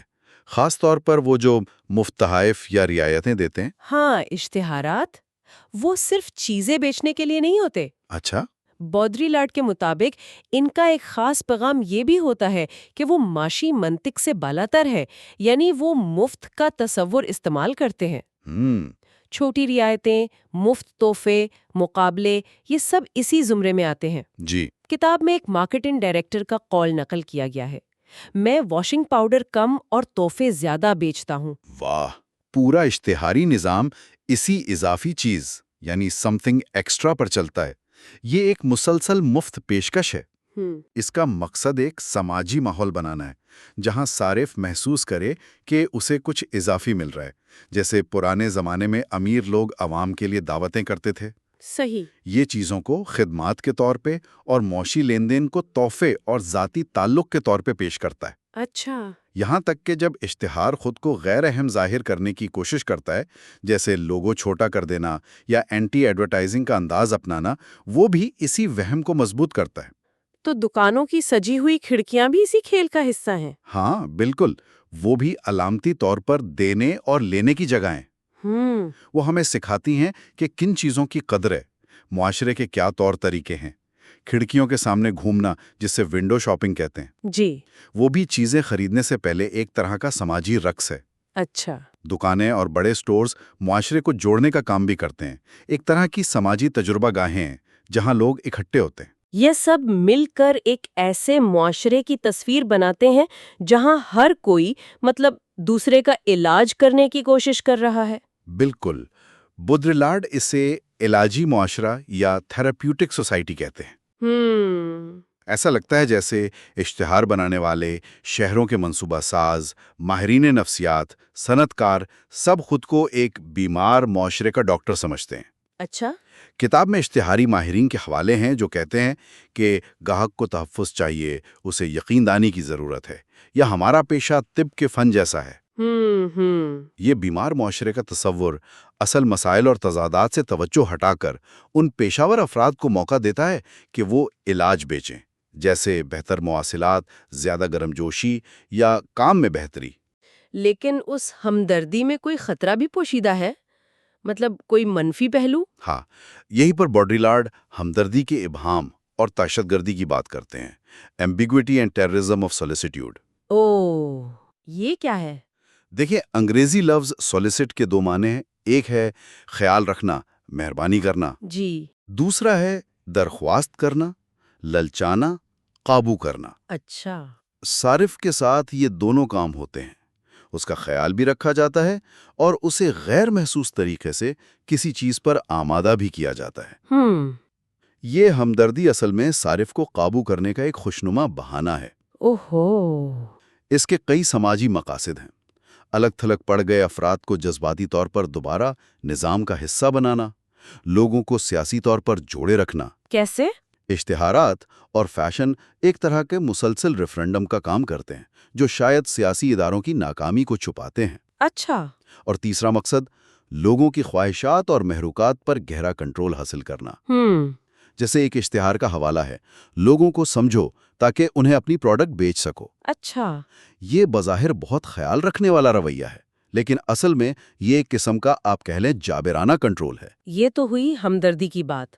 اب آتے ہیں باب 11 کی طرف، خوشحال معاشرے میں براہ روی، یعنی اینمی ان دی ایفلوئنٹ سوسائٹی۔ جی۔ یہاں بوڈریلارڈ کہتے ہیں کہ خوشحال معاشرہ ایک ہی وقت میں ہمدرد بھی ہے اور جابر بھی، پرامن بھی ہے اور پرتشدد بھی۔ جو تشدد ہم خبروں وغیرہ میں دیکھتے اور استعمال کرتے ہیں وہ اس معاشرے کی کمزوری کے خلاف ایک ویکسین جیسا ہے۔ صحیح۔ لیکن اصل مسئلہ وہ بے قابو تشدد ہے جو خود دولت اور تحفظ کی فراوانی سے پیدا ہوتا ہے۔ جی ہاں۔ یہ تشدد اکثر بے مقصد اور بے سمت ہوتا ہے۔ ہاں، یہ ایک بڑا تضاد ہے۔ ہم سمجھتے ہیں کہ خوشحالی اور دولت سے معاشرے میں سکون اور عقل مندی آنی چاہیے۔ جی۔ لیکن بودریلارڈ دکھاتے ہیں کہ ایسا ضروری نہیں۔ اسٹاک ہوم کے نوجوانوں کے گینگ، مونٹریال کے فسادات، لاس اینجلس کے بے مقصد قتل، یہ سب اس تشدد کی مثالیں ہیں جو ہمیں سمجھ نہیں آتا۔ کیوں؟ کیونکہ یہ ہماری توقعات کے خلاف ہے۔ یہیں پر مشہور ماہر عمرانیات درخائم کا تصور انومی یعنی بے راہ روی یا اصولوں کا ٹوٹ جانا بہت اہم ہو جاتا ہے۔ اچھا، انومی۔ جی، اس بے راہ روی کی دوسری شکلیں جرائم ہیں، منشیات کا استعمال ہے، یا ہپی کلچر جیسی فراریت اور افسردگی یعنی ڈپریشن۔ ڈپریشن بھی؟ جی، جس میں تھکاوٹ، خودکشی کے خیالات وغیرہ شامل ہیں۔ تو کیا مسئلہ یہ ہے کہ ہم دولت کو سنبھال نہیں پاتے یا کچھ اور؟ کچھ ماہرین جیسے گیلبریتھ نے کہا کہ شاید ہم خوشحالی کو اپنانے کے لیے تیار نہیں، ہماری ذہنیت اب بھی غربت اور پرانی اخلاقیات میں پھنسی ہوئی ہے۔ لیکن بودریلارڈ اس سے آگے جاتے ہیں۔ وہ سوال اٹھاتے ہیں کہ کیا خوشحالی اور لامحدود استعمال کی خواہش اتنی فطری ہے جتنا ہم سمجھتے ہیں؟ اچھا۔ شاید صارف بننے کے لیے بھی ہمیں تربیت دی جاتی ہے۔ خوشحالی کوئی جنت نہیں، بلکہ یہ اپنے ساتھ نئے قسم کے اخلاقی اور نفسیاتی دباؤ لاتی ہے۔ تو جو لوگ اس نظام کے خلاف رد عمل دکھاتے ہیں، چاہے وہ پرتشدد ہوں یا پرامن، وہ ان نئے دباؤ سے آزادی چاہتے ہیں۔ ہاں، ایک طرح سے یہ آزادی کا مطالبہ ہے۔ نفسیاتی طور پر دیکھیں تو یہ صرف پرانا احساس گناہ نہیں جو میں ورثے میں ملا، بلکہ یہ خوشحالی اور استعمال سے پیدا ہونے والا نیا احساس گناہ ہے۔ ہمیں چیزیں ملتی ہیں، تسکین ہوتی ہے، لیکن ساتھ ساتھ ایک بے چینی بھی جمع ہوتی رہتی ہے۔ یہ بے چینی تشدد میں کیسے بدلتی ہے؟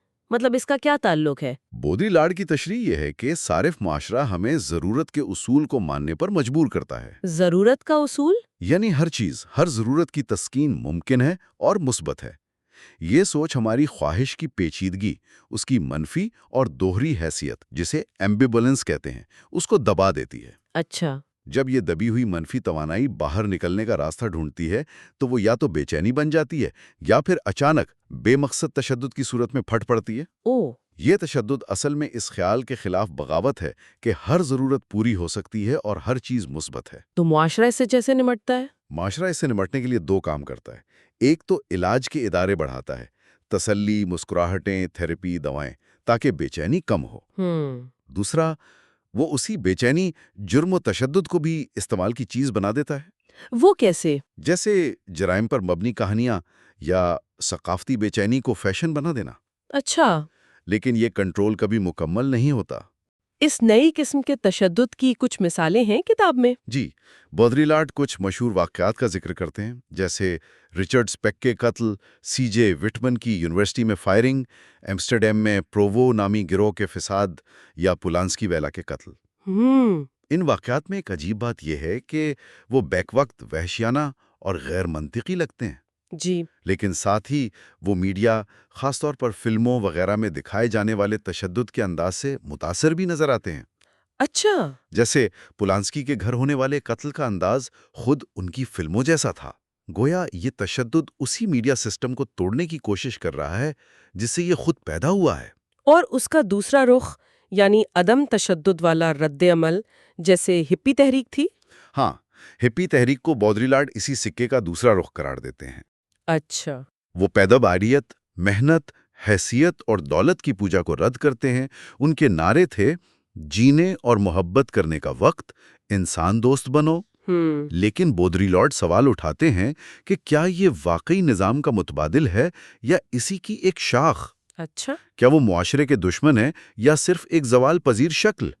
ان کا خیال ہے کہ ہپی بھی اسی معاشرے کے بنیادی اصولوں سے جڑے ہوئے ہیں۔ ان کا قبائلی انداز، انفرادیت کا رد اور بچکانہ رویہ، یہ سب کسی نہ کسی طرح صارف معاشرے کی ہی عکاسی کرتے ہیں۔ صحیح۔ ایک مفکر جے ایس مل کا قول نقل کیا گیا ہے کہ اختلاف کی محض مثال بھی ایک خدمت ہے۔ یعنی اختلاف بھی کام آ جاتا ہے نظام کے؟ جی، بعض اوقات اختلاف بھی نظام کو مضبوط کرنے کا کام کرتا ہے۔ اس بے راہ روی کی ایک اور علامت آپ نے تھکاوٹ یا فٹیگ بتائی تھی۔ جی ہاں، بودریلاڈ کہتے ہیں کہ یہ امیر معاشروں کا ایک بہت بڑا مسئلہ ہے۔ تھکاوٹ؟ جی، لیکن یہ وہ تھکاوٹ نہیں جو سخت جسمانی محنت سے ہوتی ہے، اچھا، نیاں اور آرام لا رہا ہے۔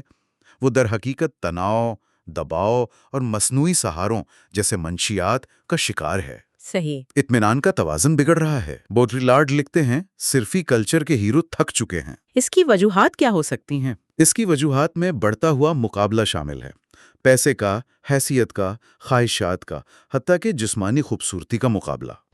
خواہشات اور ان کی تسکین کے درمیان فاصلہ بڑھتا جا رہا ہے اور فرد اس دباؤ میں بکھر جاتا ہے۔ تو یہ تھکاوٹ صرف سستی نہیں بلکہ ایک طرح کا احتجاج ہے۔ بودریلاڈ اس کی ایک دلچسپ تشریح پیش کرتے ہیں۔ جی، وہ کہتے ہیں کہ یہ تھکاوٹ، یہ سستی، یہ بوریت، چاہے وہ مزدور کی سست روی ہو، طالب علم کی کلاس میں عدم دلچسپی ہو یا شہری کی سیاسی لاتعلقی، یہ دراصل اس عمومی غیر فعالیت یعنی پیسیوٹی کے خلاف ایک غیر فعال قسم کا احتجاج یا پوشیدہ تشدد ہے جو معاشرہ ہم پر مسلط کرتا ہے۔ اچھا، پوشیدہ تشدد؟ جی، یہ احتجاج ہے جو باہر نکلنے کی بجائے اندر کی طرف مڑ گیا ہے۔ اس کا تعلق افسردگی یعنی ڈپریشن سے بھی ہے۔ اکثر یہ علامات جیسے بے خوابی، سر درد وغیرہ ایک سے دوسری میں بدلتی رہتی ہیں۔ جی، بالکل اسی طرح جیسے صارف معاشرے میں ایک ضرورت پوری ہوتے ہی دوسری پیدا ہو جاتی ہے۔ یہ پھر سے خواہش کی دبی ہوئی منفی توانائی سے جڑتا ہے جو یا تو جسمانی علامات بن کر ظاہر ہوتی ہے یا تشدد میں۔ دلچسپ بات یہ ہے کہ یہ تھکاوٹ یا افسردگی اکثر تب زیادہ محسوس ہوتی ہے جب کام کا دباؤ ختم ہوتا ہے۔ اچھا، جیسے چھٹی والے دن سر درد یا ریٹائرمنٹ کے بعد بیماری۔ صحیح۔ یہاں تک کہ ہر وقت مصروف رہنے کی مجبوری بھی شاید اسی دبی ہوئی جارحیت کا اظہار ہو سکتی ہے۔ اور آخر میں یہ تھکاوٹ بھی ایک سماجی حیثیت کی علامت بن سکتی ہے جسے لوگ دکھاوے کے لیے استعمال کرتے ہیں۔ تو ان سب باتوں کا خلاصہ کیا ہے؟ مطلب ہم کیا سمجھیں اس سے؟ خلاصہ یہ ہے کہ بودری-لاڈ ہمیں دکھاتے ہیں کہ صارف معاشرہ کتنا پیچیدہ اور آپ کہیں تضادات سے بھرا ہوا ہے۔ ایک طرف وہ ہمدردی کے طلسم کے ذریعے مہربانی اور سخاوت جیسے جذبات کو بھی اپنے نظام میں شامل کر لیتا ہے، انہیں ایک طرح کی شے بنا دیتا ہے۔ جی۔ دوسری طرف خوشحال معاشرے میں بیرا روی کے تصور سے وہ یہ واضح کرتے ہیں کہ مادی دولت اور فراوانی لازمی طور پر خوشی اور سکون نہیں لاتی، بلکہ اکثر خالی پن، بے چینی اور یہاں تک کہ بے مقصد تشدد کو جنم دیتی ہے۔ صارف معاشرہ ہمیں خوشی اور تحفظ کا وعدہ کرتا ہے، لیکن اکثر ہمیں صرف چیزیں دیتا ہے، حقیقی اطمینان نہیں۔ اور یہ خیالات بودری-لاڈ کے بعد کے کام کے لیے مطلب ایک بنیاد فراہم کرتے ہیں؟ بالکل، یہ تنقید ان کے بعد کے نظریات، خاص طور پر سیمولیشن یعنی نکالی اور ہائپر ریالٹی یعنی حقیقت سے زیادہ حقیقی لگنے والے دکھاوے کے تصورات کی طرف لے جاتی ہے۔ اچھا۔ جن پر وہ بعد میں زیادہ تفصیل سے لکھیں گے۔ وہ ان کہانیوں اور نظریات کا پردہ فاش کرنے کی کوشش کرتے ہیں جو اس پورے نظام کو قائم رکھتے ہیں۔ تو آخر میں ایک سوال جو ہمارے سننے والوں کو سوچنے پر مجبور کر سکتا ہے۔ جی۔ اگر ہماری مہربانی کے کام، ہماری فیاضی اور یہاں تک کہ ہماری اپنی بے چینی، تھکاوٹ یا غصے کے احساسات بھی اسی صارف نظام سے تشکیل پاتے ہیں اور اسی کے ذریعے استعمال ہو جاتے ہیں، تو پھر آج کے دور میں حقیقی انسانی تعلق یا سچا اختلاف کہاں پایا جا سکتا ہے؟ یہ بہت گہرا سوال ہے۔ کیا اس نظام کے بنائے ہوئے کوڈ سے باہر کوئی جگہ باقی ہے؟ یہ ایک سوال ہے جس پر غور کیا جا سکتا ہے۔ بالکل، اس پر سوچنا چاہیے۔ آج ہم ژان بودریلار کی کتاب دی کنزیومر سوسائٹی کے ایک بہت ہی دلچسپ حصے کا جائزہ لے رہے ہیں۔ یہ اس کتاب کا آخری حصہ ہے اور اس کا عنوان ہے آن کنٹمپریری ایلینیشن اور the end of the pact with the devil. جی، یعنی جدید بیگانگی یا شیطان سے معاہدے کا خاتمہ۔ بالکل، اور یہاں بودریلار صارف معاشرے یعنی کنزیومر سوسائٹی کے بارے میں جو ان کے مرکزی خیالات ہیں نا، ان سب کو اکٹھا کرتے ہیں۔ وہ ایک بنیادی سوال اٹھاتی ہیں، یہ جو ہمارے آج کل کی زندگی ہے، جو دیکھنے میں تو بڑی آزاد لگتی ہے، بہت سے انتخاب ہیں، مواقع ہیں، کیا یہ واقعی ویسی ہے جیسی نظر آتی ہے؟ بودریلار کہتے ہیں کہ نہیں، یہ دراصل ایک نئی، شاید پہلے سے زیادہ گہری قسم کی بیگانگی پیدا کر رہی ہے۔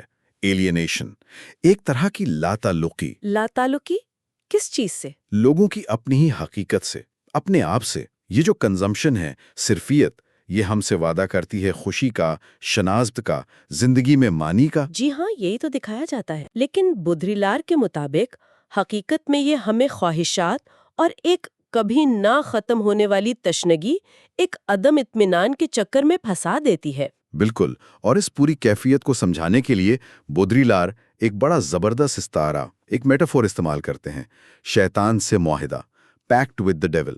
اچھا۔ کہتے ہیں کہ جدید معاشرے نے، ہم سب نے مل کر ایک سودا کیا ہے۔ ہم نے جو اصل انسانی قدریں تھیں، جیسے سچائی، اصلیت یعنی اوتھینٹسٹی، کمیونٹی کا احساس، یا اپنی ذات کو، اپنی پہچان کو چیزوں اور کنزمپشن سے ہٹ کر سمجھنے کی صلاحیت، ان سب کو ہم نے صارفیت کے جھوٹے وعدوں کے بدلے بیچ دیا ہے۔ اوہ، مطلب اس چکا چوند کے لیے؟ جی ہاں، ہمیں لگتا ہے کہ ہمیں آرام مل گیا، دولت مل گئی، سہولتیں ہیں، آزادی بہت ہے، لیکن بودریلار کہتے ہیں کہ اس کی قیمت ہم نے اپنی روح، اپنی اصلیت، اپنے بامانی رشتوں کی شکل میں ادا کی ہے۔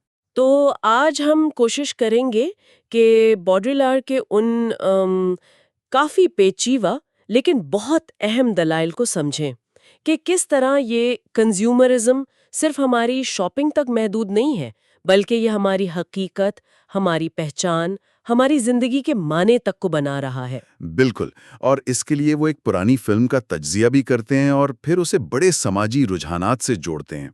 تو آئیے اس پر ذرا گہرائی میں بات کرتے ہیں۔ بودریلار اپنی بات شروع کرتے ہیں ایک پرانی کلاسک جرمن خاموش فلم سے، the student of Prague, Prague کا طالب علم۔ یہ 1913 میں بنی تھی۔ جی، کافی پرانی فلم ہے۔ کہانی اس کی بڑی علامتی ہے۔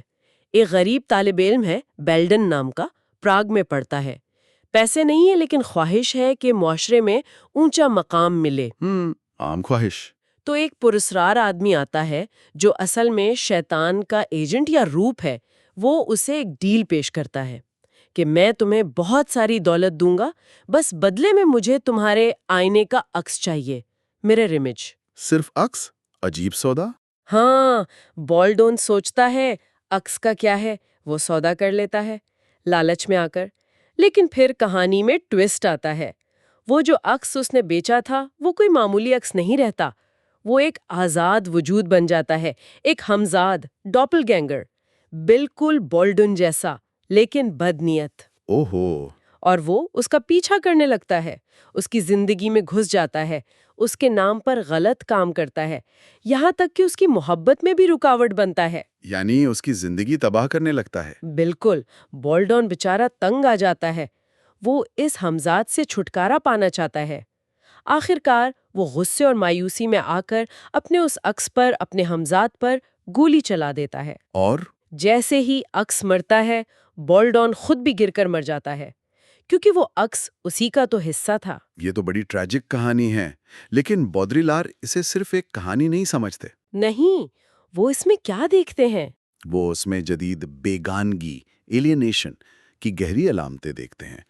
ان کے نزدیک یہ جو آئینے کا عکس ہے نا، یہ صرف ہماری شکل نہیں دکھاتا، یہ ہمارے اعمال، ہماری ذات اور دنیا سے ہمارے تعلق کی نمائندگی کرتا ہے۔ اچھا۔ تو جب بالڈون اپنا عکس بیچتا ہے تو یہ دراصل اپنی ذات کے ایک حصے سے، اپنے کیے کے نتائج سے لاتعلق ہونے کی کوشش ہے۔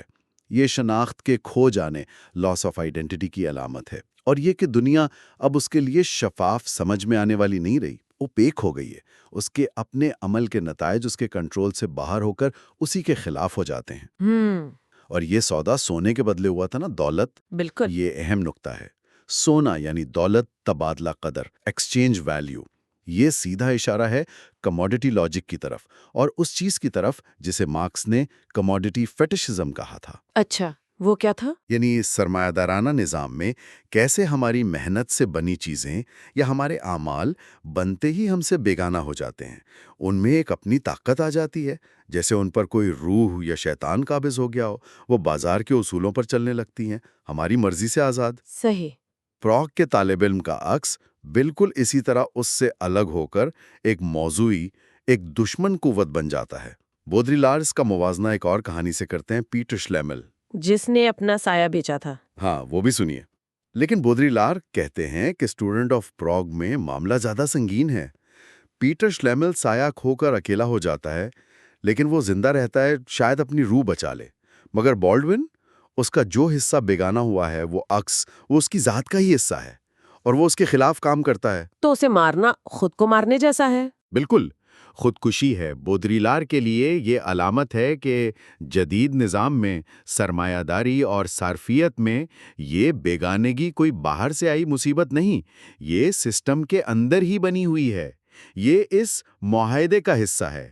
یہاں سے نکلنے کا یا الگ سے روح بچانے کا کوئی آسان راستہ نہیں ہے، سسٹم آپ کے اندر تک گھسا ہوا ہے۔ یہ تو پرانے معاہدے کی بات ہو گئی، ایک ایسا دور جب شاید محنت، پیداوار، اچھائی برائی زیادہ واضح تھی، لیکن بودری-لار کہتے ہیں آج کا صارف معاشرہ اس سے بھی مختلف ہے۔ جی ہاں، وہ کہتے ہیں ایک نئی صورتحال پیدا ہو گئی ہے، جسے وہ ماورائیت کا خاتمہ کہتے ہیں، اینڈ آف ٹرانسینڈنس۔ یہ تھوڑا مشکل لگ رہا ہے، ماورائیت کا خاتمہ، اس کا کیا مطلب ہے؟ دراصل بودری-لار کا کہنا ہے کہ پرانا شیطان سے معاہدہ والا جو افسانہ تھا، جیسے اسٹوڈنٹ آف پراگ میں، وہ ایک ایسے زمانے کی عکاسی کرتا تھا جہاں زندگی میں تضاد، کانٹرڈکشنز واضح تھے۔ جیسے فرد اور اس کا ہمزاد۔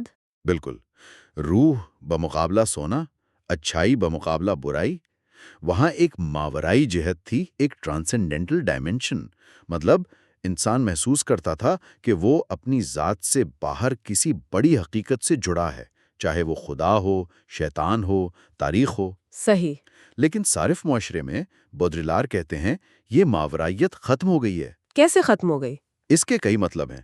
ایک تو یہ کہ کنزمپشن جو ہے وہ اب بنیادی طور پر پیداواری یا خود کو بہتر بنانے والی سرگرمی نہیں رہی، وہ زیادہ لذت پرستانہ، ہیڈونسٹک بن گئی ہے۔ آرام، تسکین اور ایک طرح سے رجت پسندانہ، ریگریسو، مطلب آگے بڑھنے یا کچھ نیا بنانے کے بجائے پہلے سے موجود نشانات، سائنز، پیغامات، امیجز کو بس جذب کرتے رہنا اور ان میں کھو جانا۔ یعنی چیزیں ضرورت کے لیے نہیں بلکہ سٹیٹس، سٹائل، خوشی کے نشان کے طور پر۔ بالکل۔ اور دوسرا جو زیادہ اہم ہے، اب فرد کا سامنا کسی واضح بیرونی دشمن سے نہیں ہوتا، کوئی ہمزاد نہیں، کوئی شیطان نہیں جس سے لڑا جائے۔ تو پھر کیا ہے؟ اس کے بجائے فرد اب پوری طرح سے نشانات کے نظام، آرڈر آف سائنز میں موجود ہے۔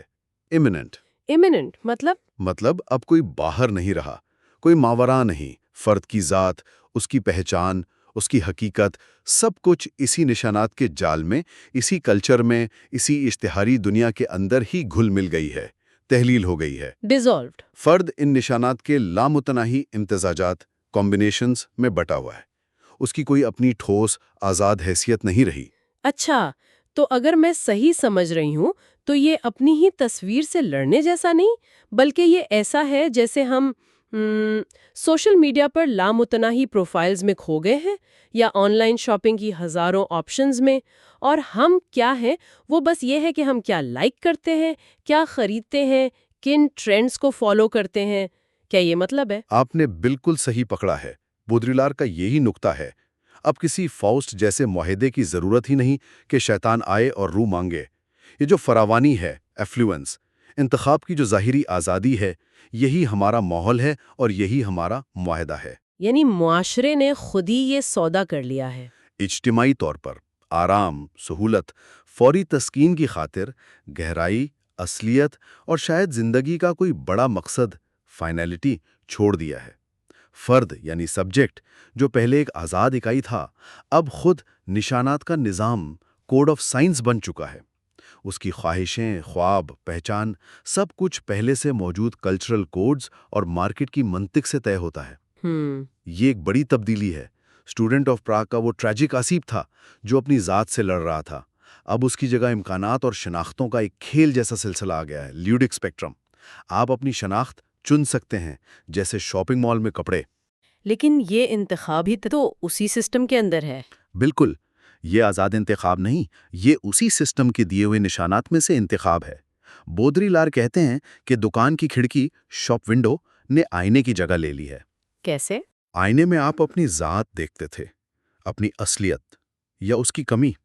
دکان کی کھڑکی میں آپ خود کو نہیں، بلکہ وہ چیزیں، برانڈز، لائف سٹائل کے نشانات دیکھتے ہیں جو آپ حاصل کر سکتے ہیں اور جن کے ذریعے آپ اپنی شناخت بنانے کی کوشش کرتے ہیں۔ یہ تو واقعی بہت گہری بات ہے۔ اور پھر بودریلار ایک اور دھماکے خیز بات کرتے ہیں۔ وہ کہتے ہیں کہ سارے معاشرے کی سب سے بڑی پروڈکٹ کوئی چیز نہیں بلکہ خود یہ معاشرہ ہے، اس کا اپنا افسانہ، اپنی کہانی۔ جی، وہ اسے کہتے ہیں صرفیت کا صرف کرنا، کنزمپشن آف کنزمپشن۔ یہ کیا ہے صرفیت کا صرف کرنا؟ مطلب یہ کہ صارف معاشرہ مسلسل خود کو ایک کامیاب، خوشحال، آزاد معاشرے کے طور پر پیش کرتا ہے، جی ہاں، اپنی ہی مارکیٹنگ کرتا ہے۔ اور پھر خود ہی اپنی اس بات پر یقین بھی کر لیتا ہے۔ وہ اپنے ہی بنائے ہوئے افسانے کو استعمال کرتا ہے، اسی پر جیتا ہے۔ بالکل، فراوانی، خوشحالی، انتخاب، یہ سب اس افسانے کا حصہ ہیں، اور اشتہار بازی، ایڈورٹائزنگ، اس میں مرکزی کردار ادا کرتی ہے۔ وہ صرف چیزیں نہیں بیچتی۔ نہیں، وہ پورا ایک لائف سٹائل، ایک سوچ بیچتی ہے۔ جی، یہ یقین کہ خوشی اور کامیابی چیزیں حاصل کرنے میں ہے۔ بودریال یہاں امریکی مورخ ڈینیل بوسٹن کا بھی ذکر کرتے ہیں نا؟ ہاں، بوسٹن کی ان کی مثالیں استعمال کرتے ہیں۔ جیسے بوسٹن نے کہا تھا کہ کیسے سوڈو ایونٹس یعنی نقلی واقعات جو صرف میڈیا کے لیے بنائے جاتے ہیں، وہ اصل واقعات کی جگہ لے لیتے ہیں۔ اچھا۔ یا جیسے پبلک اوپینین پولز جو رائے ناپنے کا دعویٰ کرتے ہیں، وہ خود رائے بنانے لگتے ہیں۔ یا سیلیبریٹیز جو صرف مشہور ہونے کی وجہ سے مشہور ہیں، ان کا کوئی اصل کام یا قابلیت نہیں ہوتی۔ Well known for their well nonsense. بالکل، اور جب عام لوگ ان کی نقل کرتے ہیں تو وہ کس کی نقل کر رہے ہوتے ہیں؟ ایک ایسی امیج کی جو خود معاشرے نے بنائی ہے۔ یہ ایک بند دائرہ ہے، ٹوٹالوجی۔ چیز خود اپنی تعریف بن جاتی ہے۔ جیسے ٹی وی کے وہ خوشحال خاندان، ہم انہیں دیکھتے ہیں، ان جیسا بننا چاہتے ہیں، اور یوں وہ پیشین گوئی خود کوری ہو جاتی ہے۔ سیلف فلفلنگ پروفیسی، صارف معاشرہ ایک بہت بڑی سیلف فلفلنگ پروفیسی ہے، اور بودریلار کے نزدیک معاشرے کا یہ جو خود کو ہی صرف کرنے کا عمل ہے، یہ جڑا ہے ایک گہری کمی سے۔ معاشرے میں کسی بڑے مشترکہ افسانے، گرینڈ میتھ، یا کسی ماورائے مقصد ٹرانسینڈنس کی کمی سے۔ اچھا۔ چونکہ اب کوئی بڑا مذہبی، سیاسی یا تاریخی مقصد نہیں رہا جو سب کو جوڑ سکے، تو بس ایک ہی افسانہ بچا ہے، وہ یہ کہ معاشرہ اپنی ہی حالت، اپنی ہی خوشحالی، اپنی ہی کارکردگی کو دیکھتا رہے، اسی پر غور کرتا رہے۔ یعنی معاشرہ بس خود کو ہی دیکھ رہا ہے؟ جی، خود کو ہی دیکھ رہا ہے، خود پر ہی غور کر رہا ہے، اپنی ہی بنائی ہوئی تصویر میں مگن ہے۔ بودری-لار اسے کہتے ہیں اجتماعی خود پسندی، کلیکٹیو نارسسزم۔ جیسے اشتہار ہمیں اپنی باڈی، اپنی شکل، اپنے سٹیٹس پر فوکس کرواتے ہیں، ویسے ہی پورا معاشرہ اجتماعی طور پر اپنی ہی امیج کا غلام بن گیا ہے۔ لیکن یہاں ایک اور بات ہے، ایک تضاد۔ بودری-لار کہتے ہیں کہ یہ جو صارف معاشرے کا افسانہ ہے نا، اس کے دو پہلو ہیں۔ دو پہلو؟ وہ کیا ہے؟ ایک طرف تو کنزمپشن، فراوانی، خوشی کا جشن، میڈیا، اشتہار، پاپ کلچر، سب یہی گیت گاتے ہیں۔ جی ہاں، ہر طرف یہی ہے۔ لیکن دوسری طرف اسی کنزمپشن کی مسلسل برائی بھی کی جاتی ہے، مذمت ہوتی ہے۔ ہاں، یہ بھی ہے۔ لوگ کہتے ہیں مادیت پرستی بڑھ گئی، فضول خرچی ہے، قدریں ختم ہو رہی ہیں، دانشور، مولوی، عام لوگ بھی۔ بالکل۔ اب عام طور پر تو ہم سوچیں گے کہ یہ تنقید اچھی چیز ہے، یہ صارفیت کے خلاف مزاحمت ہے۔ ہاں، یہی لگتا ہے۔ لیکن بودھی-لار کا تجزیہ یہاں بہت ہی چونکا دینے والا ہے۔ وہ کہتے ہیں کہ یہ جو تنقیدی آواز ہے نا، کریٹیکل کاؤنٹر ڈسکورس، یہ صارفیت کی برائیوں پر بات کرنا، یہ اس افسانے سے باہر نہیں ہے، یہ اسی کا حصہ ہے۔ کیا مطلب؟ تنقید بھی سسٹم کا حصہ ہے۔ جی ہاں، یہ تنقید چاہے کتنی ہی نیک نیتی سے ہو، آخر میں اسی سسٹم کو مضبوط کرتی ہے جسے وہ چیلنج کر رہی ہوتی ہے۔ وہ کیسے؟ اشیاء، دولت، وہ اچھی ہیں یا بری؟ یہ سسٹم کی بنیاد اس کی ساخت پر سوال نہیں اٹھاتی، یہ اسی ساخت کے اندر رہ کر اچھائی برائی کا فیصلہ کرتی ہے۔ اوہ! بودری-لار اس کے لیے خدا اور شیطان کی مثال دیتے ہیں۔ پرانے زمانے میں خدا پر یقین شیطان کے بغیر ممکن نہیں تھا، دونوں ایک دوسرے کو طاقت دیتے تھے۔ صحیح۔ اسی طرح وہ کہتے ہیں آج کا صارف معاشرہ کنزمپشن کے جشن اور اس کی مذمت کے توازن پر کھڑا ہے۔ یہ جو مذمت ہے، یہ جشن والے پہلو کو ایک طرح کی اخلاقی سپورٹ دیتی ہے، ایک الارم سسٹم بن جاتی ہے جو سسٹم کو بالکل ہی بے لگام ہونے سے روکتا ہے مگر اس کی بنیاد کو نہیں چھیڑتا۔ وہ اس پوری کیفیت کو سفید جادو، وائٹ میجک یا وائٹ میس یا وائٹ ماس کہتے ہیں۔ سفید یعنی پاک، بے داغ، لیکن یہاں مطلب ہے خالی، بے رنگ اور ہر چیز کو جذب کر لینے والا۔ ہر چیز کو جذب کرنے والا۔ جی، یہ ایک سیر شدہ سیچوریٹڈ معاشرہ ہے۔ یہ اپنی تنقید کو بھی اپنے اندر پی جاتا ہے، اسے بے اثر کر دیتا ہے۔ یہاں حقیقی بغاوت، ہیرسی یعنی ایسی سوچ جو سسٹم کی بنیادوں کو ہلائے، اس کی گنجائش ہی نہیں بچتی۔ ہر قسم کی مخالفت، ہر تنقید پہلے سے ہی اس سسٹم کے کھیل کا حصہ بن جاتی ہے۔ یہ ایک ایسے معاشرے کی سیفٹی ہے جس کی کوئی گہرائی نہیں اور جو اپنے سوا کسی اور حقیقت کو ماننے کو تیار نہیں۔ تو اگر میں اس سب کو سمیٹنے کی کوشش کروں تو بودری-لار کا مرکزی نقطہ یہ ہوا کہ صارف معاشرہ ایک بہت ہی چالاک قسم کا نظام ہے۔ یہ صرف ہمیں چیزیں نہیں خریدواتا، بلکہ یہ ہماری سوچ، ہماری پہچان اور یہاں تک کہ جو ہم اس پر تنقید کرتے ہیں اسے بھی کنٹرول کرتا ہے۔ جی، یعنی صارفیت پر افسوس کرنا، مادیت پرستی کا رونا، یہ سب بھی اسی گیم کا حصہ ہے جو ہمیں اسی سسٹم میں پھنسائے رکھتا ہے۔ یہ ہماری توجہ چیزوں پر رکھتا ہے اور اصل گہری ساختوں یا متبادل راستوں پر سوچنے نہیں دیتا۔ کیا یہ ٹھیک سمجھا میں نے؟ جی ہاں، یہ بالکل درست خلاصہ ہے۔ بودری-لار کی بنیادی وارننگ یہی ہے کہ صارف معاشرے کو صرف ایک معاشی نظام یا کچھ بری عادتیں سمجھنا بھول ہے۔ یہ صرف چیزوں یا دولت کا معاملہ نہیں ہے۔ یہ ایک پورا ثقافتی، سماجی، نفسیاتی نظام ہے جو ہماری سوچ، ہماری قدریں، ہمارے رشتے، ہماری حقیقت کا تصور سب کچھ گہرائی میں بنا رہا ہے۔ یہ ہمیں لگتا ہے کہ ہمارے پاس بہت چوائس ہے، آزادی ہے، لیکن اصل میں یہ ایک نئی، زیادہ لطیف، سٹل مگر گہری قسم کی بیگانگی پیدا کرتا ہے۔ یہ وہ پرانی والی بیگانی نہیں، یہ وہ نہیں جو اسٹوڈنٹ آف پراگ میں تھی جہاں بندہ اپنے عکس سے لڑ رہا تھا۔ یہ وہ بیگانگی ہے جہاں فرد نشانات کے سمندر میں کھو جاتا ہے، اپنی اصلیت کھو دیتا ہے اور اسے پتہ بھی نہیں چلتا۔ بودری-لار اس باب کو ختم کرتے ہوئے کوئی امید کی بات کرتے ہیں یا بس مایوسی ہے؟ وہ ایک طرح سے انقلابی نوٹ پر ختم کرتے ہیں۔ وہ کہتے ہیں کہ ہمیں چیزوں کی یہ جو ظاہری فراوانی ہے، اپیرنٹ پلینیٹیوڈ، اور نشانات کا یہ جو کھیل ہے، اس کے جال کو توڑنا ہوگا، مسترد کرنا ہوگا۔ اچھا، وہ کوئی چھوٹی موٹی اصلاح کی بات نہیں کرتے، بلکہ وہ امید یا توقع کرتے ہیں ایسے پرتشدد دھماکوں کی، وائلنٹ ایرپشنز، جو اس ہموار، سفید، خود میں مگن نظام کی سطح کو توڑ دیں۔